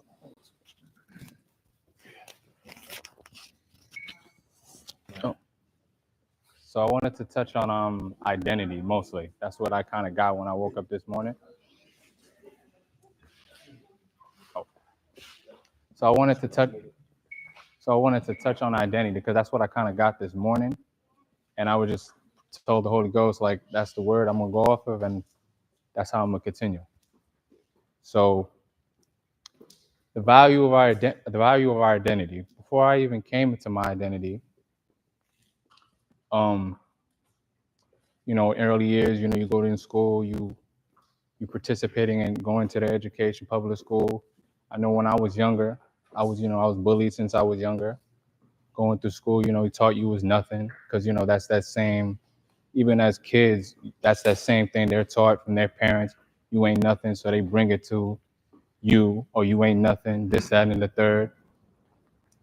Then, you know, as I get older, hold on, I'm trying to make sure I get it right. You know, you're dealing with your parents. Your parents have may have certain things of their own, fear, you know, doubt, and you know they love you, but they didn't have the proper preparation for me as far as thing. And I'm not mad at them or anything.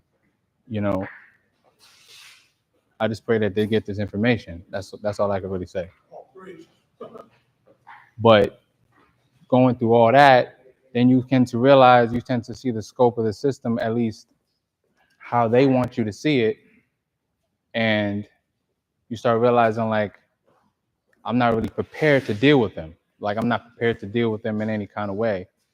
Like, you go to their educational system, you see that the best schools is Harvard and Stanford and all these things, and you start looking at those requirements, you realize, I can't fit that. So now you feel like this sense of inadequacy. Bring it. That you can't achieve nothing. You can't achieve what they got going on in their system, or you can't achieve. And then on the other scope, you see how they're doing, you know, the African American, you know, how they taught them that they're African American, and then that's what they teach them. You see them now getting killed. You seeing them going, and this can develop an anger. So now, you know, in our classes, Dre teaches that when you want something, you don't have it, you become depressed, sad, you may even become angry. So I was depressed, sad, angry, because I couldn't go to any of these they basically value their system. I couldn't be the way that they taught me to be within that system. So now, you know, I'm in my parents' house. I don't even care how I'm looking. I don't really care about basically nothing. So I'm just there. I'm like, I'm just gonna give it up. It don't matter, right? If I can't achieve what they're talking about, I'd rather die. But the blessing is the way the Most High turned the cursing into a blessing is that now when He gave me my identity, He gave me something to really die for. Come on, man. So now, That's right. That's right. So now when I'm fighting with this information and everything that they're coming with about, okay, you have to have this amount of money, you have to have this amount of education, you have to have certain type of woman, whether she ought to look a certain way or this, whatever the case may be. And I'm fighting all that down. I'm fighting this, that. I'm like, I don't need none of that. I don't even want your education system no more. How do I say this? I want the Most High to give me whatever it is that trumps their educational system and more. I don't even care for it. If the Most High blesses me with that, that's fine. But I really don't want it no more. That's right. So for those of the guys out there that feel like you're not special because you don't have this or that, the Most High has something that is greater for you and tells you that you're way beyond special than whatever they can give you in this remnant, and then not just in this life but for an eternity. Come on, man. Come on, baby. So I just wanted to tell you that that's what this remnant is about telling you who you are, what separates you from them people out there. In the scripture, it said, in our history book, it says We are a royal priesthood, a chosen generation, consecrated for the Most High. That's right. So that's really all I wanted to say. Oh, praise. All you want to say. Love you, man. Love you. Yeah, come on. Here we go. Okay. Okay, so just wanted to share this this powerful revelation I received like a few weeks ago. Starting off with this scripture, my brother and I was talking about it. Well, the Holy Ghost put it on my brother's spirit, Elijah, I feel like to speak to me about it, you know, because I can definitely relate to this scripture here. Well, this verse. Exodus 4:10. So it's pretty much about like our ancestor Moses. You know, everybody really know about his great works, but not more so his beginning. You know, when he would question himself and when the Most High appeared to him, how he would question himself and he didn't believe in himself enough to do the work the Most High appeared to him to do, pretty much. Yeah. So let me just start off with here. Then Moses said to the Lord, "Please, Lord, I am not a man of words, eloquent, fluent, neither before nor since you have spoken to your servant." Let me see. "For I am slow of speech and tongue." The Lord said to him, "Who has made man's mouth? Or who makes the mute or the deaf, or the seeing or the blind? Is it not I, the Lord? Now then go, and I, even I, will be with your mouth and will teach you what you shall say." But he said, this is Moses, "Please, my Lord, send the message of rescue to Israel by someone else, whomever else you will choose." So, and you know that last piece there, when Moses was pretty much asking if the Most High can send somebody else to speak to Israel, right? But it was that part that was pretty much Moses' greatest work. So what I can relate to is, you know, the whole, like I said before, the self-doubt and constantly questioning myself, right? Because once upon a time in my life, before the information, I would, it's like I felt too insecure to live at a point in time. You know, like it was just that I was just really low or felt that low at a point in my life. And it's like, if I'm being honest, like dang near just, you know, feeling like the soil under the concrete, you know, just really feeling that low about myself. And it got to the point where, what does I want to say? It's like, yeah, it's like I would question myself before I do anything else in my day. But saying all that to say, just to fast forward, let me catch my thought real quick. Just open your mouth. Yeah, You already told me, you can tell them. yeah, you know, I don't know why I'm acting like I don't know what I want to say. Yeah, so with all of that, I'm gonna just fast forward to, you know, since I've been here, since I made the jump, right? The first time I came up here, I pretty much said that I almost didn't make the jump because I was too focused on speaking and not knowing what to say to the world, pretty much, you know. But overall, I made the jump anyway, right? And with that, you know, the jumpers that made the jump here, like the first wave is pretty much considered like the leaders, right? So, well, leaders of the remnant. So in any other position I would take on, it would be, you know, anytime I'll like go to work, I always wanted positions in the back. I didn't care to be in the front. I didn't want to talk to people. I always had a sense of like, I don't want to speak. I don't know what to say. I just want to do my work and, go home pretty much. But since I've been here, it's like the Most High is like, I'm seeing, I missed the part. So me saying how low I was feeling of myself at a point in time, even at my lowest points, I don't know, I feel like I want to cry. I'm gonna keep it pushing anyway. Yeah. Even at my lowest point, I always felt like a heavy spirit of importance, right? And it's like since I've been in the information, I'm seeing that manifest. Like at a point in time, like me thinking this of myself, but since I've just been submitted and obedient in the information, the Most High is showing me who I am, right? And since I've been here, it's like it seems like I've been getting nothing but leadership positions, right? And that's something I would never think of, because I always, like I said, I would always want positions like, in the back. Like I never cared to be in the front. Like I never cared for the conversation. So saying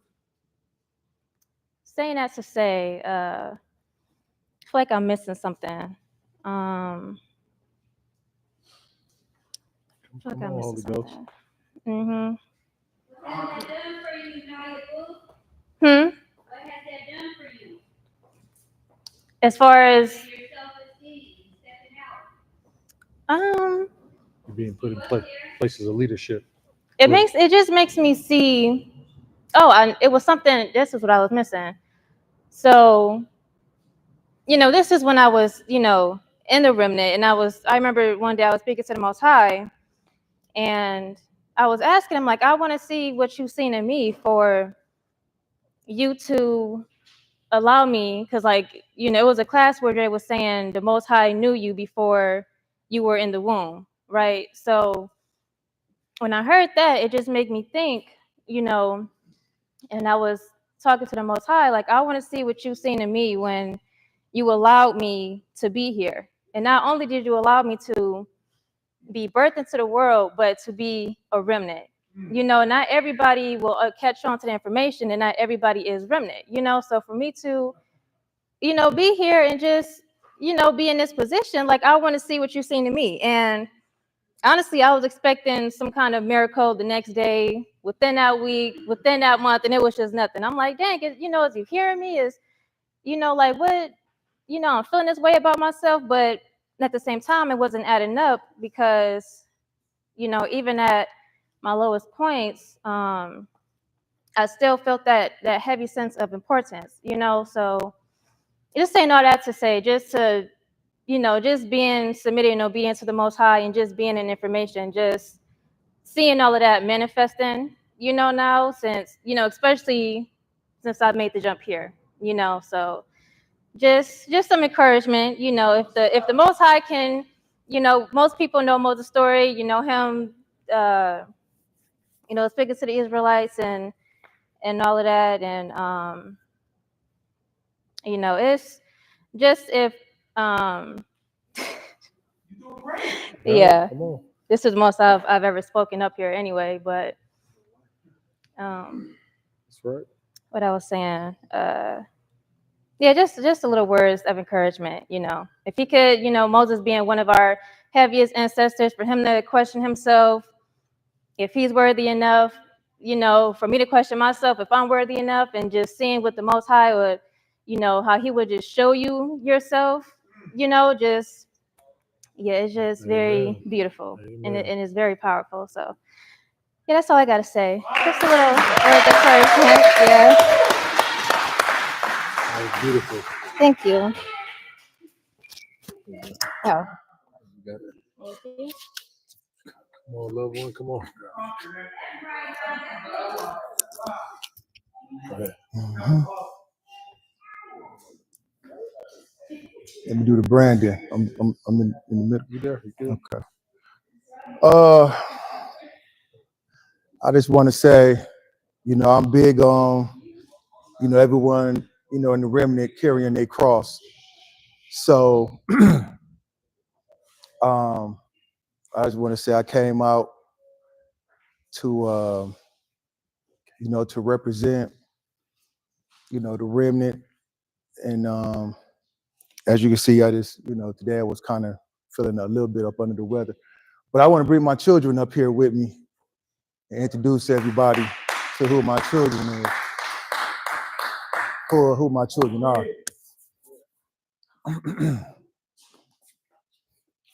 And where now you go? Oh man. Okay. Well, you see, Naya she just left. Step out. But what I want to say is that when I came out here, it's kind of like the way I'm dressed today. I didn't step out how I usually step out, but this to show that my children stepped out whether I did or not.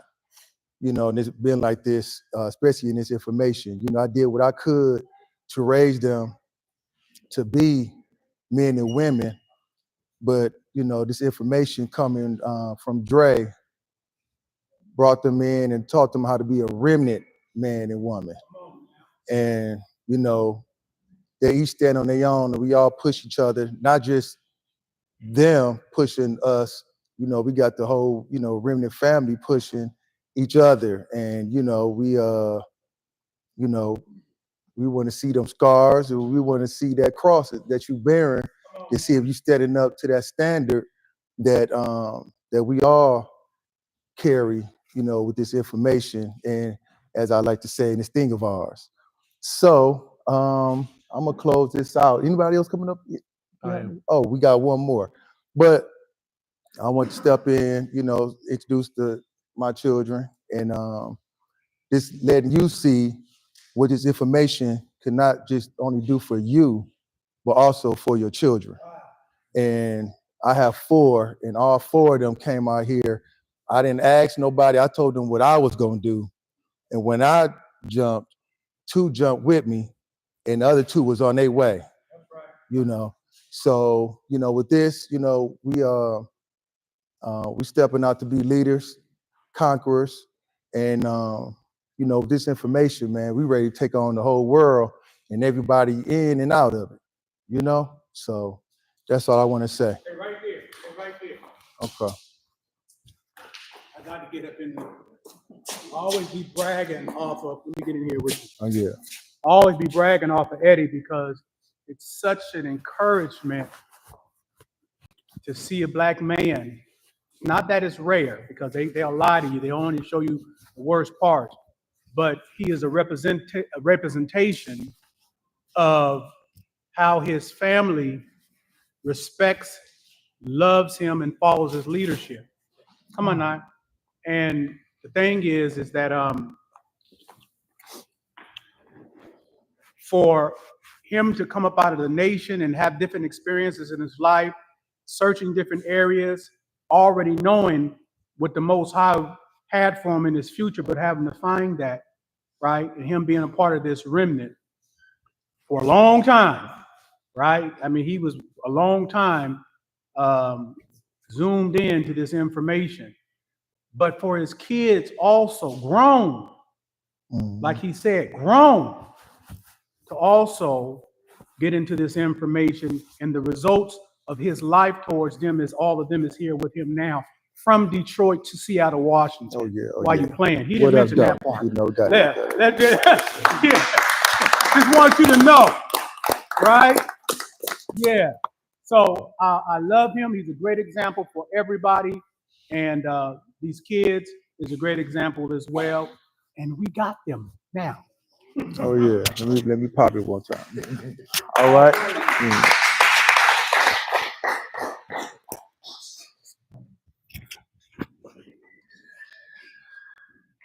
Come on. Main thorough himself. Let's go, baby. Good evening, everybody. I am Remain Thorough. If you didn't know, I am originally from Miami, Florida. Relocated to Seattle, Washington. I now live in Tacoma, Washington. This is called prophetic poetry.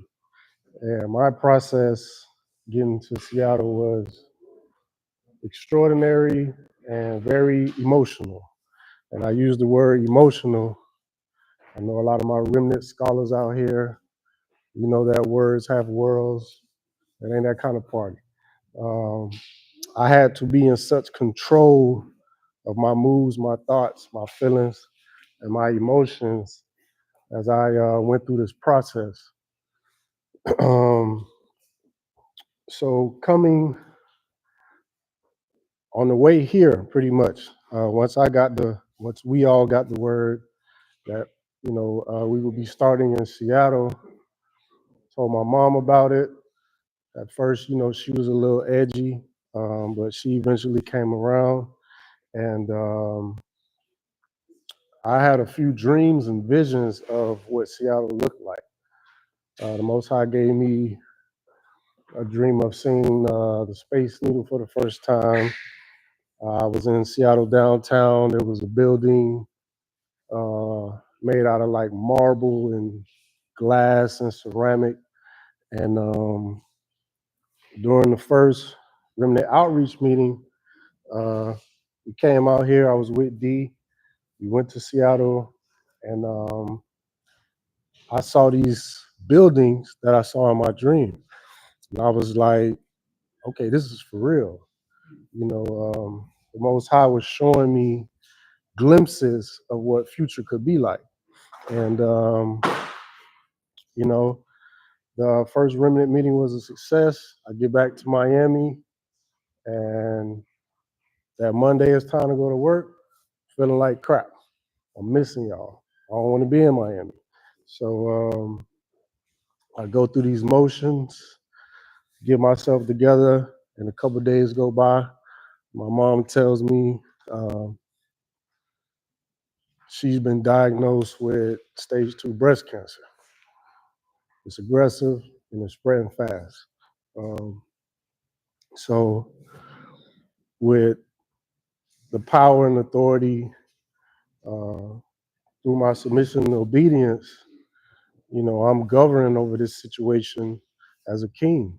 And I'm like, well, we're gonna do whatever whatever we have to do, Mom. So the doctors are telling her, we want to speedy up the medicine and, let's move forward with chemo and radiation. Let's try to remove the tumor as fast as we can. So initially my mom is like, well, look, you can't go nowhere. And I was like, well, look, player, you got 60 days, and I'm going to Seattle, which would have been June. So along with this going on, my father is recovering from open heart surgery. He had to have 2 heart valves replaced in his heart. So I'm dealing with a lot, going through the motions. And it was bad enough for me to call Dre, talk to Dre, tell him what I'm going through. And Dre is like, is it serious? I'm like, yeah, serious as cancer and direct as a heart attack. So talk to Dre, tell him how I'm feeling. And I'm like, you know what? I don't like what God is doing. I don't appreciate what he's putting me through. I'm having a real struggle with that. And, Dre just laughs, a hard laugh too. And it's to the point where I'm laughing with him now. But it really ain't funny. You know what I'm saying? I told D about this too, but I'm like, nah, like, you got to tighten up, God. Like, this ain't, you know what I'm saying? This ain't what you were showing me. So, all in all, Dre tells me, you know what, Remain Thorough? God is saying, so what? You don't like what I'm doing. Am I supposed to change who I am because you feeling some kind of way about the situations and circumstances I put in front of you? Am I supposed to come down off my throne and see about your issues then you might as well be God. And I was like, I really ain't want to hear that, Dre. You know what I'm saying? But it's funny now, right? So Come on. so we go through the conversation, and Dre's allowing me to talk because I'm working it out. And I get to a point where I say, I'm just trying to get back to Seattle with my family. And Dre gave me the revelation. We had a class about that, breakthrough, the breaking point, your crossroads. And I was kind of at my crossroad, but in this particular situation, I wasn't applying the information how I was supposed to. I was just battling with the enemy and pressed about my emotions and my feelings. And what Dre told me was, if you're not resolved in what the Most High has given you, you pretty much stuck in that situation. If you're not ready to die for what you believe in, then you are at a lost cause. And I was like, you know what, man, that's true, because I'm calm, I'm patient. I go through my other issues. Y'all know I don't talk much. I'll send messages here and there, but I'm always in the cave. I'm always battling, and the enemy wanted to come and wake up the sleeping giant. So I had to show up and stand firm in my salt, because this is what it was. And based on the things that I did not like, the Most High kept pouring more salt on me. And so I get relief, I get deliverance from what Dre told me. Got time? All right. All right, Go cool. ahead. So some days go by, and I'm like, you know what, Father? It's beautiful to get revelations from Dre, but I need to hear from you. And I heard clear as day, fast forward. I went on a flat, excuse me, I went on a fast that same night. This was a Wednesday. For about 8 days, I spoke to Dee and Joseph about this. And it was a great experience. Within the third day of my fast, I heard the words, none of them will come nigh thee. And what I took from that was my mom's situation, her cancer, my dad recovering from his heart surgery, all the security that I felt in Miami, the stability, my side business, tree work. Y'all know I'm a lumberjack, so it's a very lucrative business, and there's always money to be made. So challenges with leaving that behind, coming into the unknown in Seattle, was just a hard pill for me to swallow. And it's just something I really didn't want to go through, but the Most High had other plans. So I began to apply the information like I'm supposed to, and stand my ground. And as I got my little notes. As I continue my fast, just water and protein powder, I'm driving to the vitamin shop, exchange the protein because it ain't doing right, messing with my stomach. All right. So as I'm driving, I ask the Holy Spirit, am I conducting myself accordingly? Am I dealing with my parents the way that I need to? Am I pleased with you? I mean, are you pleased with me? And he gave me the scripture, 2 Corinthians 4,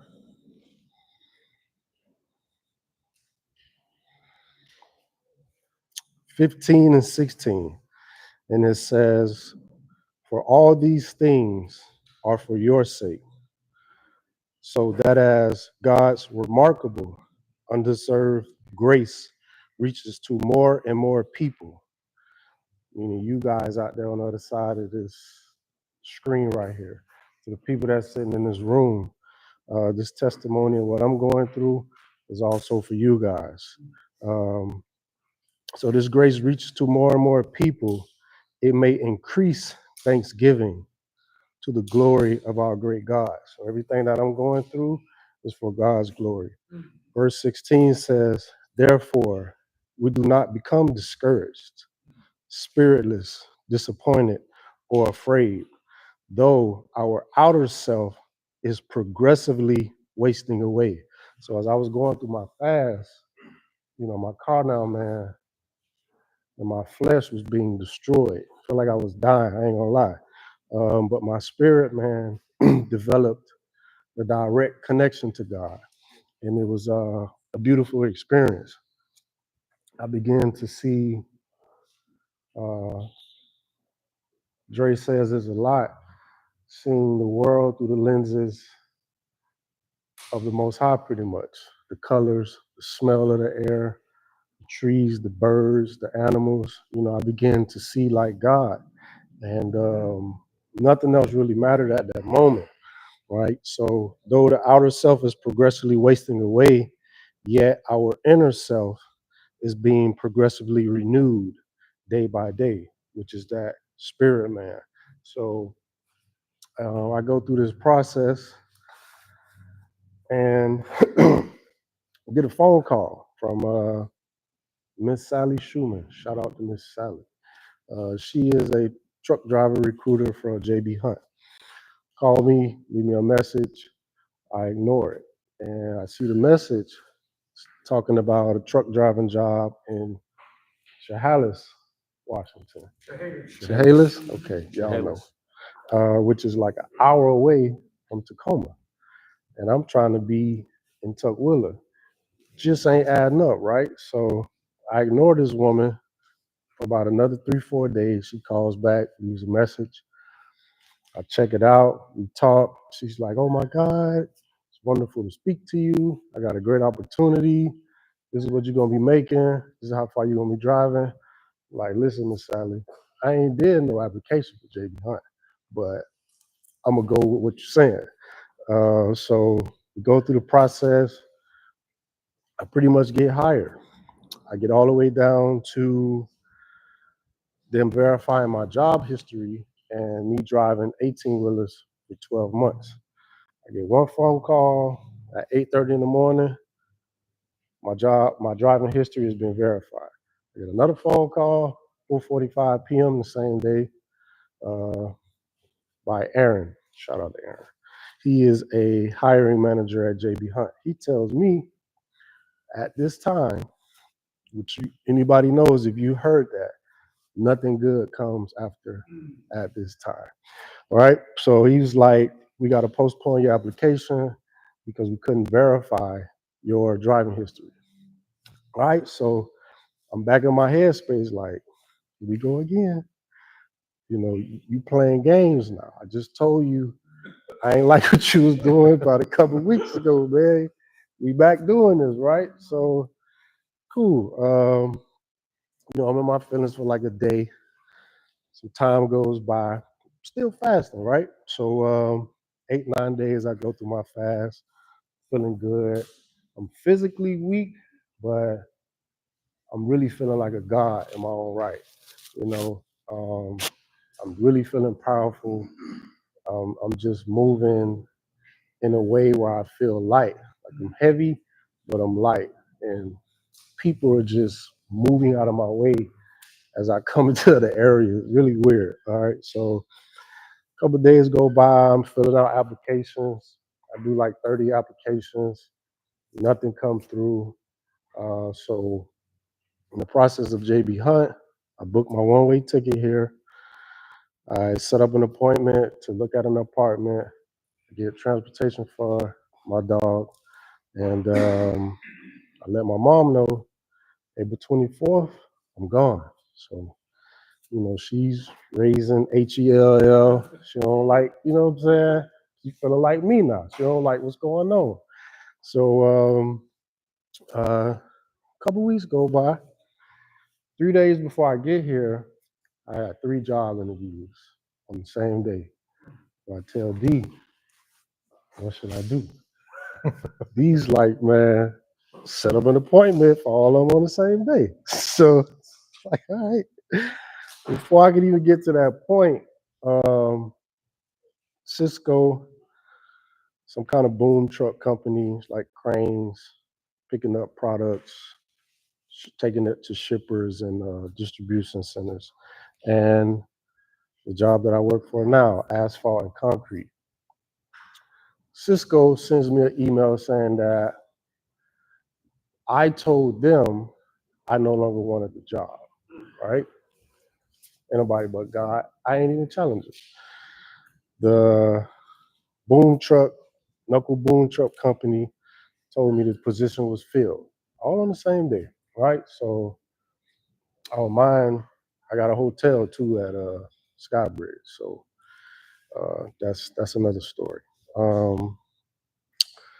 So the day before I get here, I confirm with Asphalt and Concrete, fly in April 24th, and just to recap, the week of our first remnant meeting, D dropped me off on a Saturday. It's like, man, when you trying to come back out here? I was like, the end of April, all right? Not realizing I was creating my future because of applying the information, using it, and believing and trusting in, the things that the Most High has for me. And before I move on, I was talking to D about my security and my stability. I'm like, man, I'm leaving everything behind. He was like, you're really not leaving everything behind. You coming into everything that the Most High has for you. I was like, might be on to something, dude. So, right? So yeah, fly in April 24th, which is almost the end of April. I'm here. Next morning, that Friday, going to the interview 15 minutes early. About 9:05, the interview starts. I'm the only one in there. Two young, nice white women come in. Shout out to Miss Katie. I forgot the other young lady's name. And they pretty much sell me the job. This is what you're going to be making, anywhere from $30 to $78 an hour. They have this thing called prevailing wages out here. It's really big. Back in Miami, we call it certified payroll. So I'm familiar with that.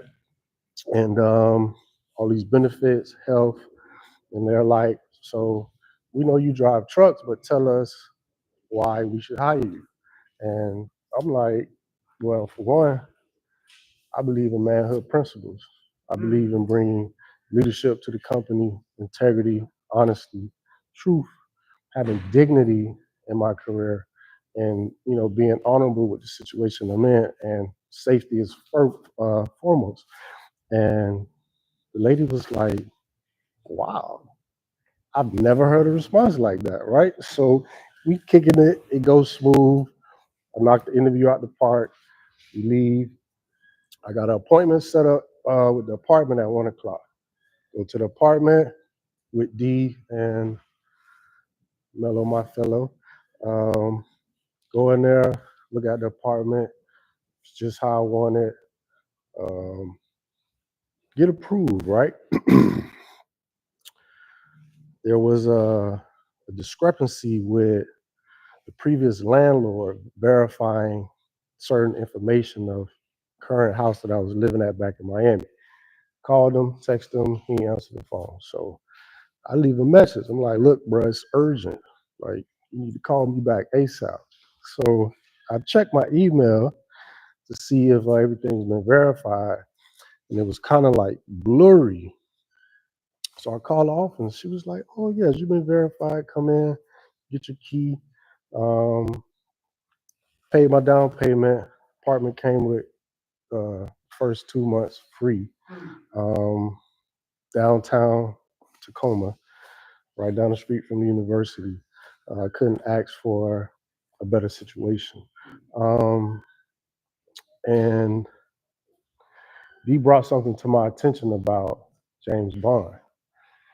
You all know the James Bond movie. He travels across the world, continents, and everywhere he goes, he has a place to stay.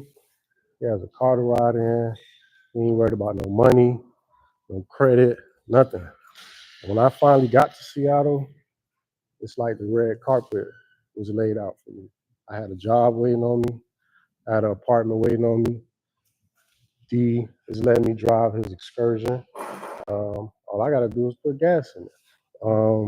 And it's a beautiful thing thinking that me leaving so much behind, I would have given up such a beautiful situation. I would have not stepped into an opportunity that I didn't think I deserved. But realizing through my faith for these past 18 months in the remnant, I can't say this is what I earned. This is just what comes with submission and obedience. Applying this information, of course, but having a listening ear and being able to believe the situations that you go through. I got some more notes for y'all.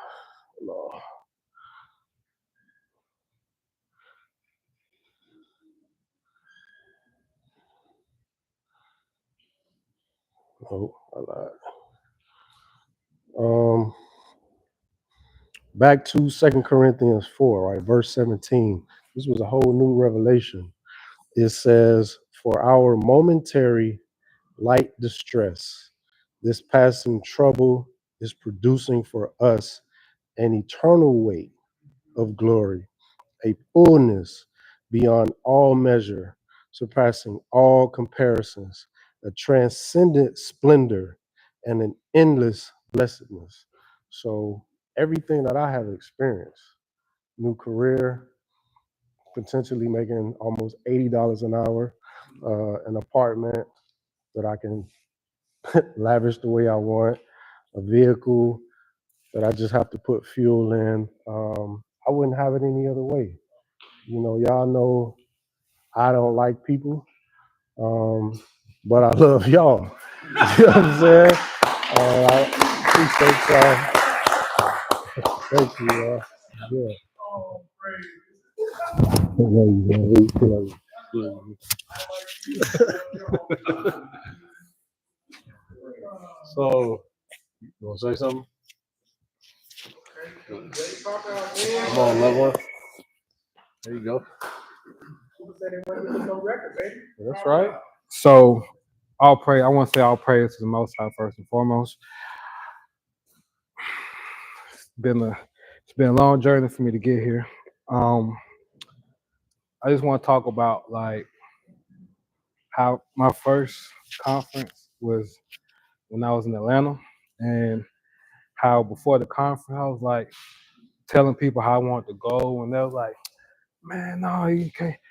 They were just telling me every reason why I couldn't go, but I was just thinking about every reason why I should go and why I could go, and it was like one of the best decisions I made. And fast forward, when I went to the LA conference, and I was going through my salting, so to speak. I was sleeping in the vehicle, and I was sleeping in the van, and most people wouldn't have known it, but I just carried myself like a certain way. And fast forward, I was in the shelter in Atlanta, and I was there for like a couple months, and it wasn't like desirable, but it was like acceptable to a degree. Fast forward, I met someone in Nashville, and they was like, "Okay, you can come hang out with me." So, all right, cool. So I got up out of there. Everything I had in a large side duffel bag, you could probably put 2 people in there. Dragged it all the way to the bus station. It was a lot. So fast forward, it was like, okay, we're gonna have this. We're gonna start doing the conferences in Seattle every week. So I said, okay. Then I was just figuring out like, how I'm gonna make this work. I'm in Nashville, I'm going to Seattle. So then I was like, I went out here, the first one, and I liked this. So I was just like, I think I'm gonna just make it work out here. I didn't have no plan. I didn't have nothing figured. I just popped up, man. So I was just like, man, what I'm gonna do? Like, money, place to stay, all the things that most people would be show trepidation about. Move to a new location. And I was just like, man, I've been this ain't nothing. I done slept in cars, I done slept in vehicles, I done slept in shelters, I done slept in jail cells. This ain't nothing. You know what I'm saying? So I had that kind of attitude, like, once you've been through certain situations, certain stuff just don't phase you how it would phase, most normal people. So I came out here and, I gave up. Well, I don't say I gave up, but, I walked away from perceived convenience in Nashville because, like my friend in Nashville, she was like, don't worry, I got you, don't worry about nothing. And at the time, in my circumstance, I was like, yeah, come on. But then, but then I started to think about it, I was like, I'm grateful of the opportunity, but I was just like, I know this ain't my final stop, and I just made that jump, and I'm still here. Like, like I didn't.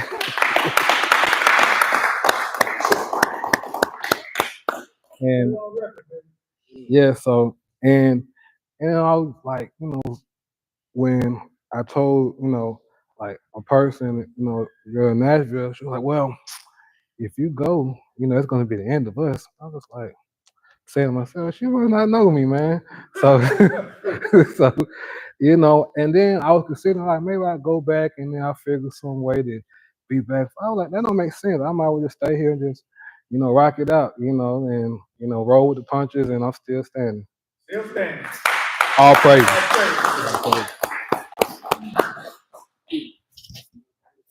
Yeah,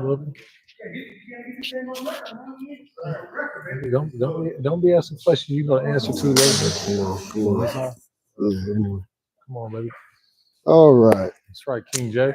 Yeah. So yeah, this one was I got my hands in my pocket. That's my comfortable position. So there's been an incredible display of brothers and sisters that have taken the development of believing. You know what I'm saying? That's upon the jumpers that you have coming before you with receipts. You know what I'm saying?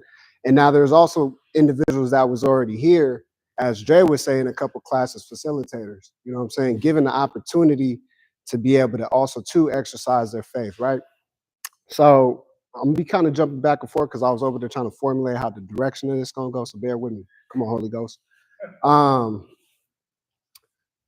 The beautiful thing about being in this information, but more importantly, having your culture, is you get to expose certain areas that was hidden before you, but you low key, forgive my language, not, but you operating out of them without having a clear understanding. So it exposes these areas. And as you continue to grow, you got the option and the choice to be able to go to war with these things. I had my opportunity, but I also had my opportunity to express faith, not for individuals that come with the territory, being in this information, operating your true identity, being pleasing to your God. You know what I'm saying? So upon doing that, as I said in my first sharing of speaking, I'm an individual. I come with a blemished past, and I did say that I'm not a perfect individual, but I'm aiming and striving for perfection because I believe it. Just like how Adam was walking with God in the cool of the day, you know what I'm saying, and that happens right now. So as I come before you, I'm an individual that grew up in a certain kind of household. Yeah, you know what I'm saying. It was different. It was a blessing to be able to witness, and I'm gonna talk about my mother. Rest in peace. It was a blessing to be able to witness a person that was so selfish all the way to the point where she would open up her home to strangers. You know what I'm saying? And so me being a youngster, I'm not really identifying these characters that's coming up in this household. And this is all kind of walks of life. I'm talking about gangbangers, people that do drugs, religious folk, cousins that really cause harm to my mother. And somehow, even from those experiences, not everything being properly done with good intent, she never changed. And I remember she pulled me to the side one time. She said, you know what I'm saying, You know why people like me? I'm not saying she was striving for it, but you know, deal with me, in other words, because I never changed, right? So that always stuck with me. That always stuck with me. But also too, while I'm seeing these things, right, I'm experiencing things, you know what I'm saying? I'm gonna share a little bit, sis, forgive me, but I gotta do this. I'm waking up in the middle of the night, you know, I'm waking up in the middle of the in the morning, you know, Cartoon Network on the TV, you know what I'm saying? I look to my left, I'm finding people over there looking for little green men on the floor, doing all this other kind of good jazz. You know, I'm waking up and I'm seeing little pieces of remnants up on the floor and stuff like that. And then I got to go to school the next day in a matter of hours, right? So you're carrying these things with you. You're carrying these experiences with you, and you amongst people that are aiming or presenting like they have a perfect life, while you over here got to put on a front like you got a perfect life. And you having these conversations with people like, if there's anything wrong at the house, come share with us. I got to hold these things in. So it's making me heavy. And as I share with my brother Kavasi, it's making me heavy in the wrong way. Because now it's building up an anger, right? Because I'm asking questions like, why this, why that, why et cetera, and all this other kind of good jazz, right? So let's fast forward. I have an experience. I've been in prison. You know what I'm saying? 17, served 2 years in the county, did 2 years in the joint. You know what I'm saying? So I'm having an experience now also too, where there's a form of order, you know what I'm saying? Structure, respect that is being developed within me, but also amongst the individuals that's around me, because it starts relaying and focus on survival instincts. You know what I'm saying? If you want to coexist here and make it to your time, you gotta get in line. You know what I'm saying? Not get in line like conform, but you gotta operate a certain kind of way. You can't just show up any kind of way, brother. You're gonna get checked. You know what I'm saying? Or something might happen to you, et cetera, right? So having that being developed into me, recapping, right? Fast forward, recapping now to growing in this information, possessing an identity and a relationship with my God. He's able to reveal to me these areas that I was carrying that was making me heavy in the wrong way. And he will present opportunities. He'll create a situation. He'll present an opportunity for you to be able to go to war on it. So within this experience of brothers taking leaps, sisters taking leaps, you know what I'm saying? Families coming out here, it's a beautiful thing. You know, kind of sitting on the sidelines a little bit like, man, I remember Dre said, he said, you know, for those who jump, you know, share what your mountain is. I ain't gonna lie, I'm put it out there because I told D, I was like, man, do I got a mountain? You know what I'm saying? I was over there sitting thinking, right? So then I remember, I'm put it out there today. Go ahead, Let's do this thing. Go So ahead. I remember D called me one day, I'm at work, right? He's like, hey, Joe, you know what I'm saying? You busy? I was like, nah, what's going on? He was like, man, can I use your address? Now, keep in mind, I come from a household where there was a lot of things being done, a lot of moves being done. I'm seeing these things, you know what I'm saying? I'm seeing the result of them too, like people losing their homes and stuff. So having these experiences is created a fear in me, you know what I'm saying? Where even though my mother was able to operate on what she was able to believe and it was demonstrated before me, I chose the opposite route for safety, for comfort, convenience. And that's why, you know what I'm saying, just as my brother Remain Thorough said, you know what I'm saying, I don't really like people. I smile and stuff, but it's really, I'm cool. You know what I'm saying? I'm cool. So having this experience where, you know, my brother D called me and, you know, he's requesting, he's like, you know, hey man, you know, can we use your address and all this, you know what I'm saying? Now keep in mind, I just got a condo, an individual that has a record, you know what I'm saying? That's very unheard of. And that's, I'm gonna go into that a different time, you know, because that's a testimony within itself. But initially there was fear there and I didn't recognize it, but commonly reacting. I can't say that this is a response because there's no glory, there's no holiness in that. You know what I'm saying? There's a reaction, there's fear, there's trepidation. So I said, nah, man, you know, I don't want to be responsible for that. I don't want to be responsible for that. You know what I'm saying? He was like, nah, I can dig it. Get off the phone, right? I'm sitting with myself. I'm like, that don't feel right. Let me add something to that. Because you didn't tell me, nah. You said, what is it for? You said, what is it for? And within that same conversation, you said, yes. Within the same conversation. It felt like a complete no for me. Break that thing down. Yeah. For me, because you know the same in this remnant thing, you know what I'm saying? If you're wrong, you all the way wrong. So in that moment, That is very true. Yes, you know, I We said, you both know, going for through what? the same thing at the same time. Yeah, So go you know what I'm ahead. saying? So, you know, hearing that, and then I was asking questions, you know, I'll say, okay. And then me, upon saying no, I was like, you know, if they can't figure it out, call me back. Because I started leaning into that. You know what I'm saying? I started going war in that moment, but there was no call back. So now the Most High, creating a situation, was able to present me an opportunity to not only be able to identify something that was carried along with me, but made you not operate out of faith and be a blessing. You know what I'm saying? You carry these things with you that you chose to value more than operating and believing in your God. You know what I'm saying? Because irregardless of what may transpire, what may happen that you believe, it's ultimately going to be done by Him. And there's comfort there. There's a reassurance there. There's a great lofty position to be able to just nestle in the love and the grace and mercy, as my brother Kabasi has said, within that, truly. So upon identifying that it was wartime, I'm over there beating myself up. I'm like, nah, man, that wasn't right. You did it at this, man. You out of pocket. You know what I'm saying? So I had to make a decision. And upon that decision was making a crooked place straight. But of course, the Most High creating a situation, an opportunity for me to exercise my faith. So I went and opened up my house. Once again, no credit. All praises to the Most High, because He was able to instill something to me where I was able to war against what was conditioned to me for, keep in mind, 32 years. You thought I was going to say a lesser number? No, it happened today. So upon discovering these things, you know what I'm saying? There's areas that now you get to discover and have a opportunity, once again, to get it out the way, to submit it, to step on it with the soles of your feet, because potentially you operate like that could put you out of bounds with your God. And you might not realize it, but with this information, you're given opportunity. I mean, you're given the right to know. And within that knowing is where you can operate.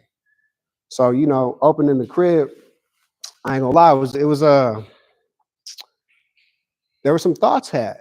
There's thoughts had upon doing this. You know, the opponent's trying to work on me.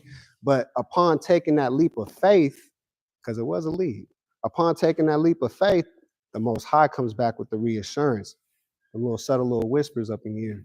Touch not thy clean, touch not the unclean thing, pounding it into my head.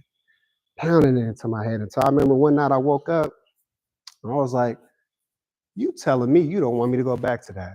Like a dog going back to its throw up. Cool, let's press in then. And you fall into that thing. You know what I'm saying? So yeah. What you call it? Hmm? What you call it? Oh yeah. Falling what? Huh? Falling what? You always tell to me all the time. I mean, I got so many. Falling forward. Oh yeah, falling forward and failing forward. You know what I'm saying?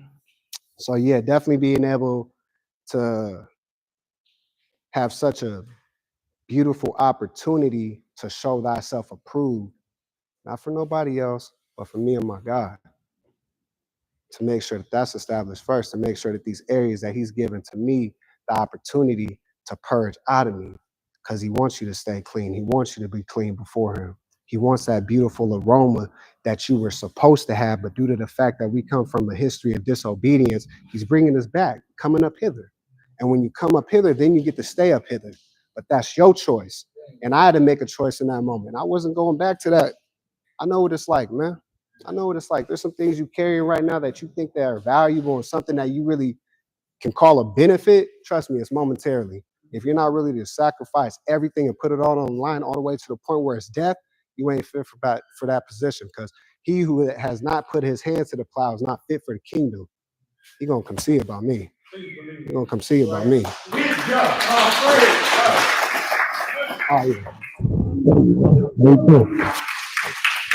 Hold on. We ain't done though, because you made me think about something I wasn't going to talk about. Come on. Within that space about using the address, I too, right?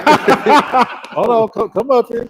Within that space of using the address, right? Oh my God! Come on, bring that thing out, man. Hey, cover all areas. If there's something I missed, within that specific space right there, I had to check myself.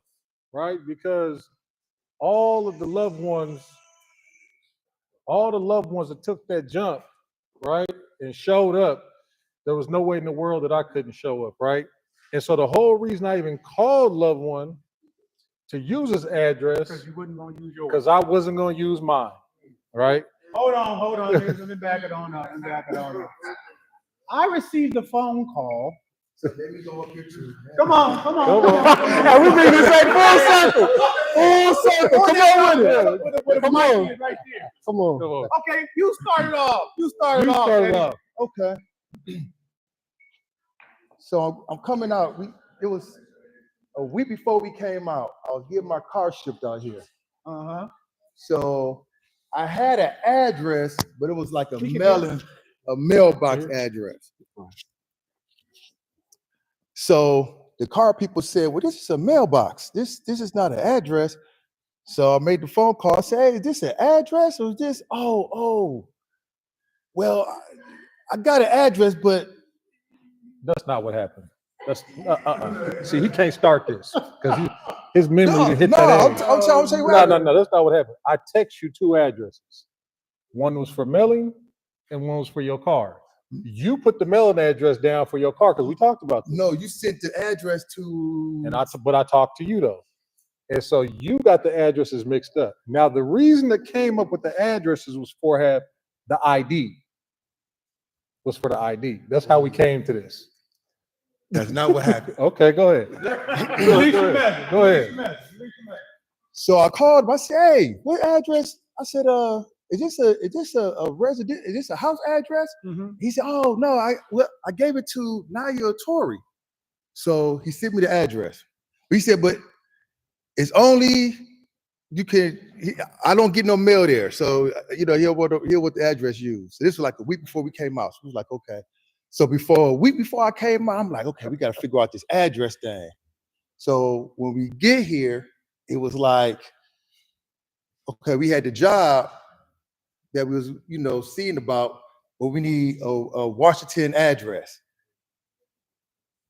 But we need an address.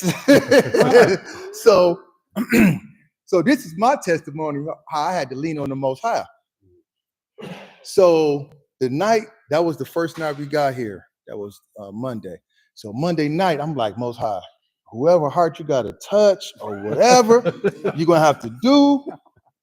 You're going to have to make something work because we need an address. We need an address. And okay. It's all good. And I said, I know we can't go back home because of an address. I said, Lord, if I got to go back home because of an address, do you know how this is going to sound and how the remnant's going to look, how this going to look so petty? Oh, he. I'm leaning on the Most High. Mm-hmm. So that next morning, I get up, I wake Elijah up. I said, come on, man, we about to go down here to the food stamp place or whatever, see about, go to the homeless shelter, see about an address or something. Right. So we leaving out the house. D had to let us out. So we go up to the place. Yeah, I had to get us out the driveway. So we get to the place at 8:15. The place opens at 8:30. I said, Lord, we got 15 minutes before this place open up. What you gonna do? It's not looking good. This not gonna sound good.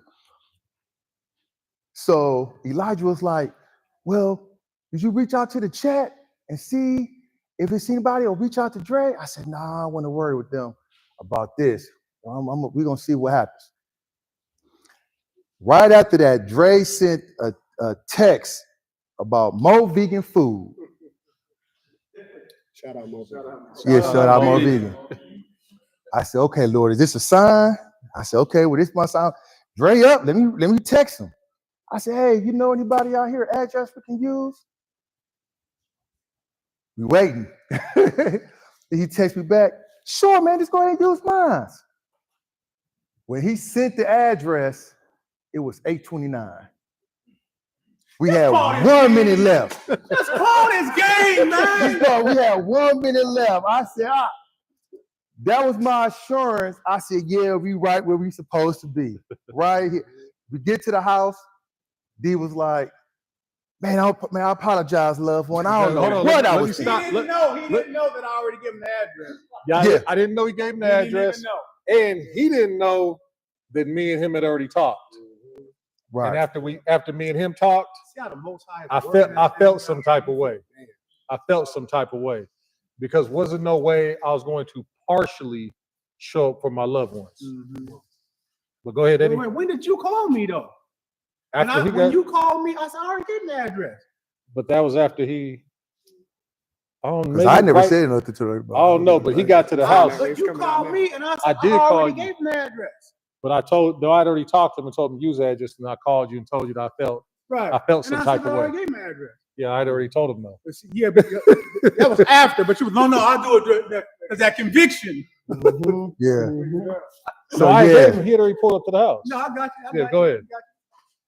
So that was it. That was good. But that's a good demonstration of how the realness of how culture is, you guys. You know what I'm saying? Can you guys hear me? Yeah. Because I'm right by his thing. The realness of how culture is, because and how we teach is that inside out game. People are working on themselves because those past traumas and stuff. And how do you get past that?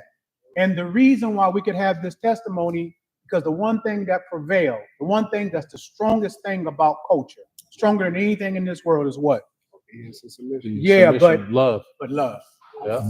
Yeah. Love. It was the love that came through. It was that love, man, that love that made you trust, that love that made you, man, what's going on? And it made us feel some kind of way, man.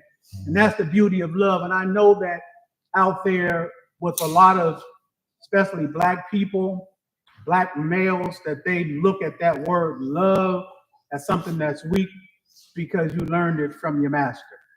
You haven't learned it from culture and what it was really instituted for.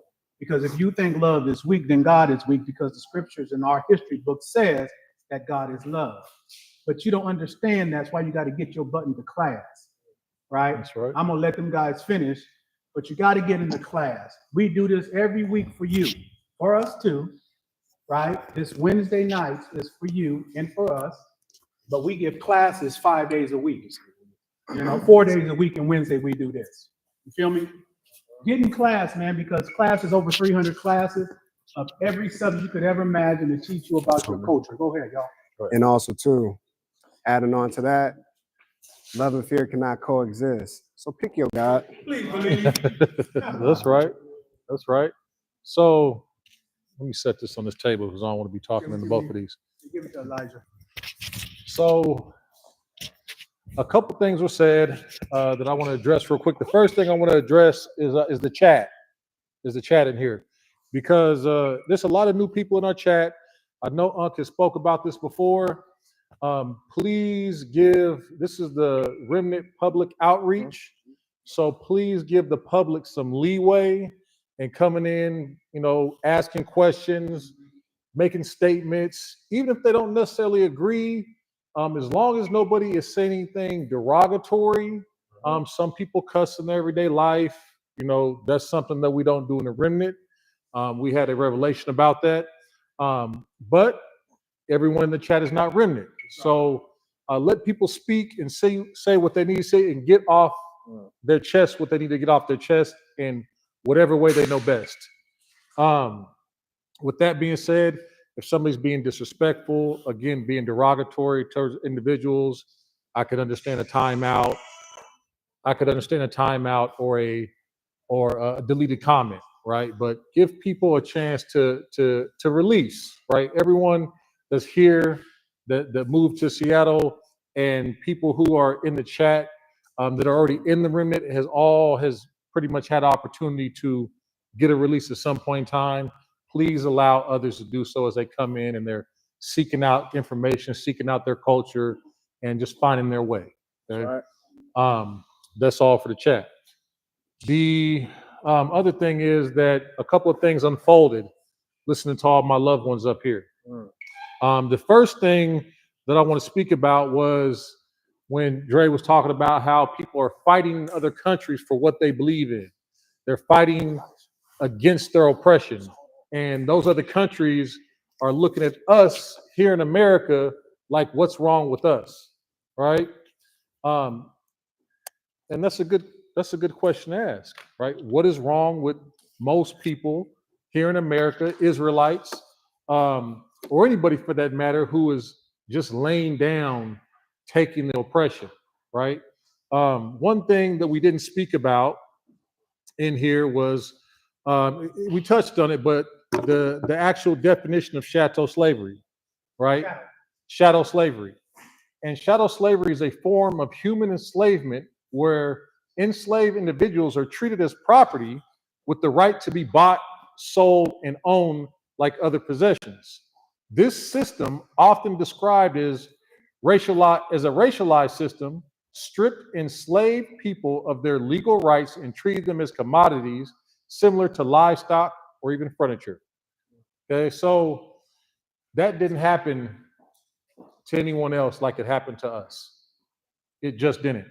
And then to speak about all the billionaires and even trillionaires that have been created throughout this 400-year curse, throughout the enslavement of our ancestors, the free slave, the free slave work that was done here for them to get to where they're at.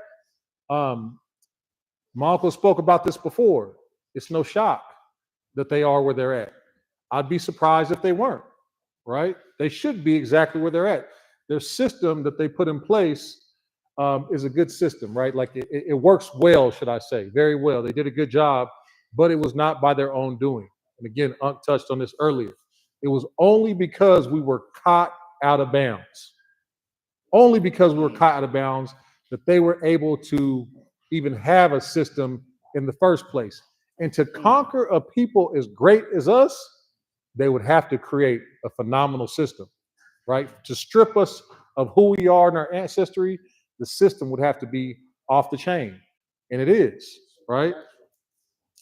But again, it's not by their own doing. They might have been the vessel to carry it out, but it was not by their own doing. It was because of our disobedience to our God, right? So regardless of that, here we are now, right? Here we stand now. And why a lot of other countries look at us like, what's wrong with us? Just laying down and taking everything that we're taking is because not only did they create a great system, but they sold us on America, the land of the free, right? They made you believe that you was in the land of the free. But this quote unquote freedom came with a heavy cost. It wasn't a cost of money, it wasn't gold, it wasn't silver. This was a cost of blood. Generations of it too. Generations of our children, generations of our people, blood, sweat, tears. It was horrible. And we definitely paid a cost.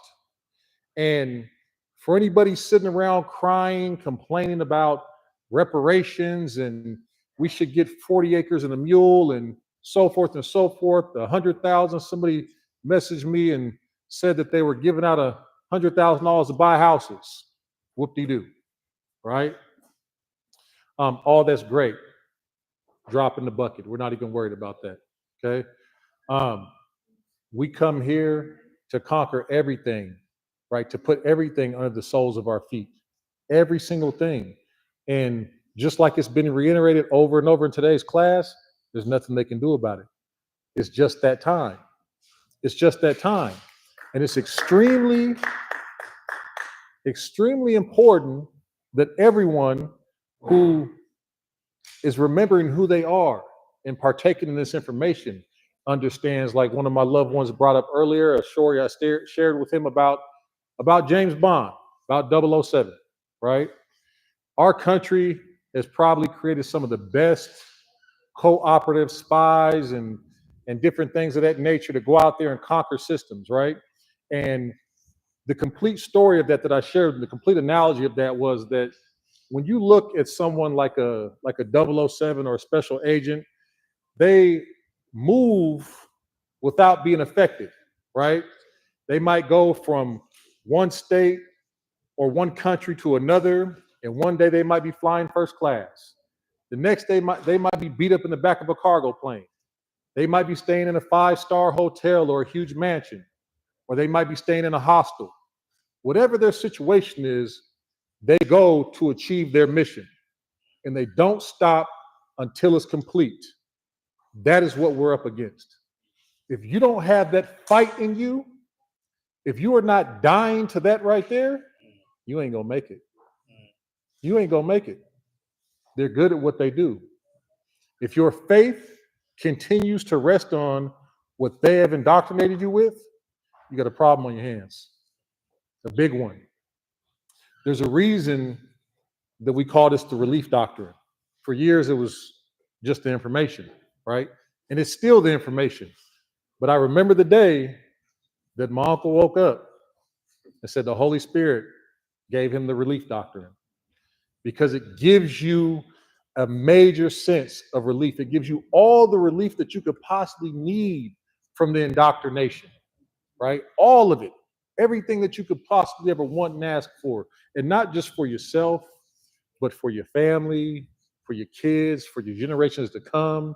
I mean, the amount of love, the amount of confidence, of camaraderie that comes with this is immeasurable, right?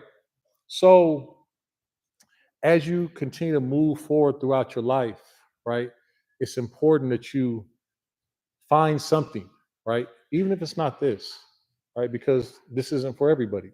But even if it's not this, it's important that you find something in your life worth dying for, right? Because if you don't, Martin Luther King said, if a man has not found something in his life worth dying for, he's not fit to live. He's not fit to live. You know, that means you just out here taking up space. You just taking up space. I don't care how much money you got. I don't care how beautiful your lady is, 1, 2, or 10 of them. How nice your car is, how big your house is, how much you feel like you might motivate people, our people, any people. You know, if you have not found something in your life worth dying for, you're just taking up space. It's important, extremely important, and I see the growth in every individual that stood up here and talked today, and some who aren't here with us. I talk to a lot of the remnant on the phone on a regular basis. I see that growth, that continual growth. I've seen some of the remnant members grow just in 12 months more than some people grow in 20, 30 years of their life. And Muhammad Ali said that if a man goes from 20 to 50 years old and he hasn't grown, he's wasted 30 years of his life. Just wasted it. If you wake up and your mindset is the same as it was just last year even, but especially 20, 30 years, you just wasted your life, man. You just wasted your life. We see that every day. And that right there is indoctrination. Reaching a point in your life where you feel like you've reached your peak. You see it all throughout America and the Black community. They make movies about it. There's a movie called The GOAT, right? It's about Earl the Goat Manigault. This man was supposed to be better than Michael Jordan.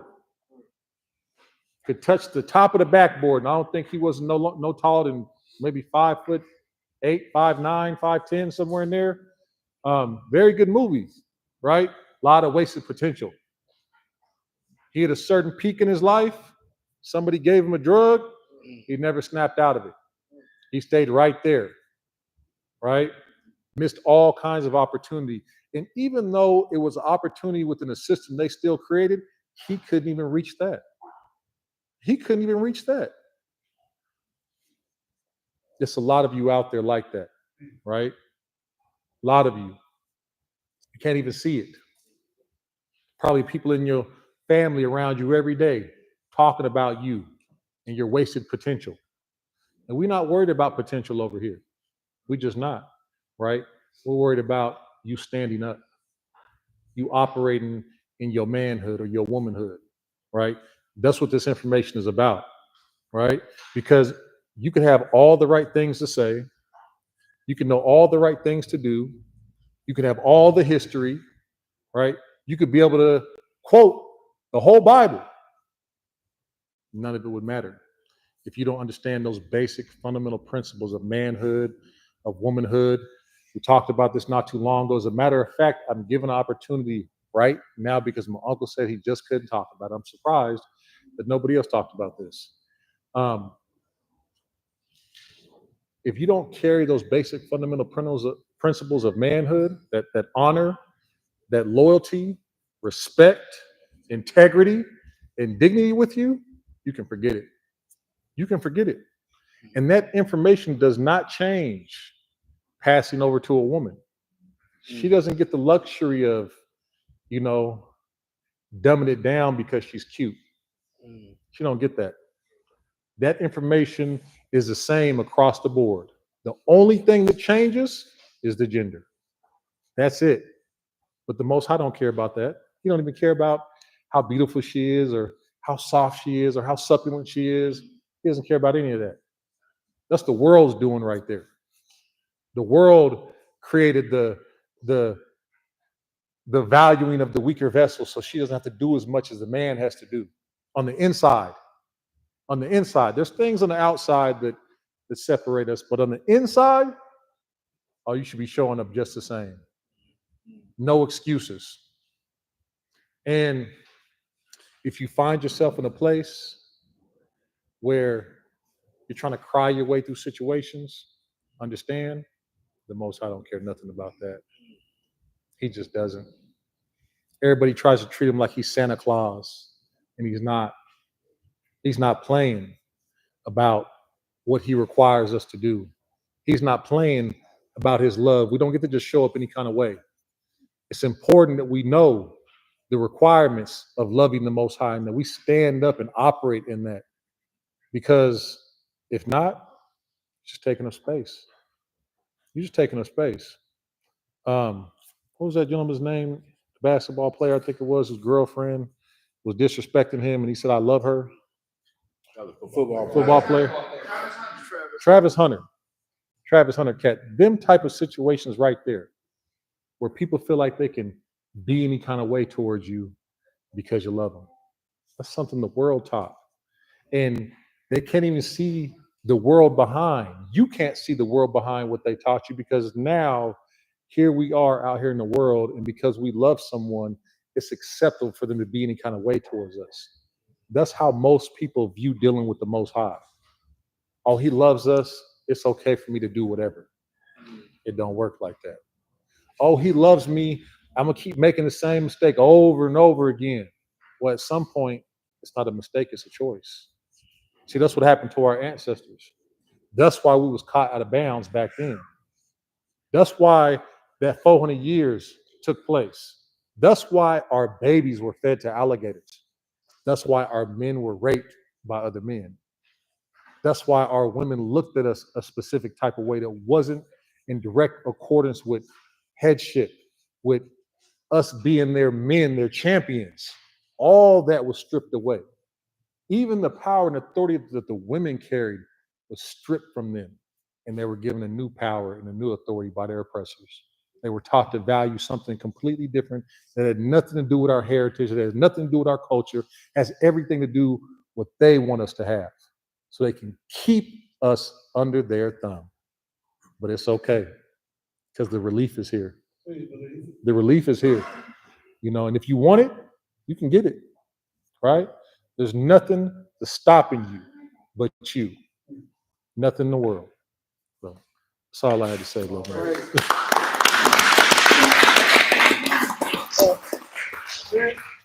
Yep, that's it. Okay, that's it. We'll see you next week.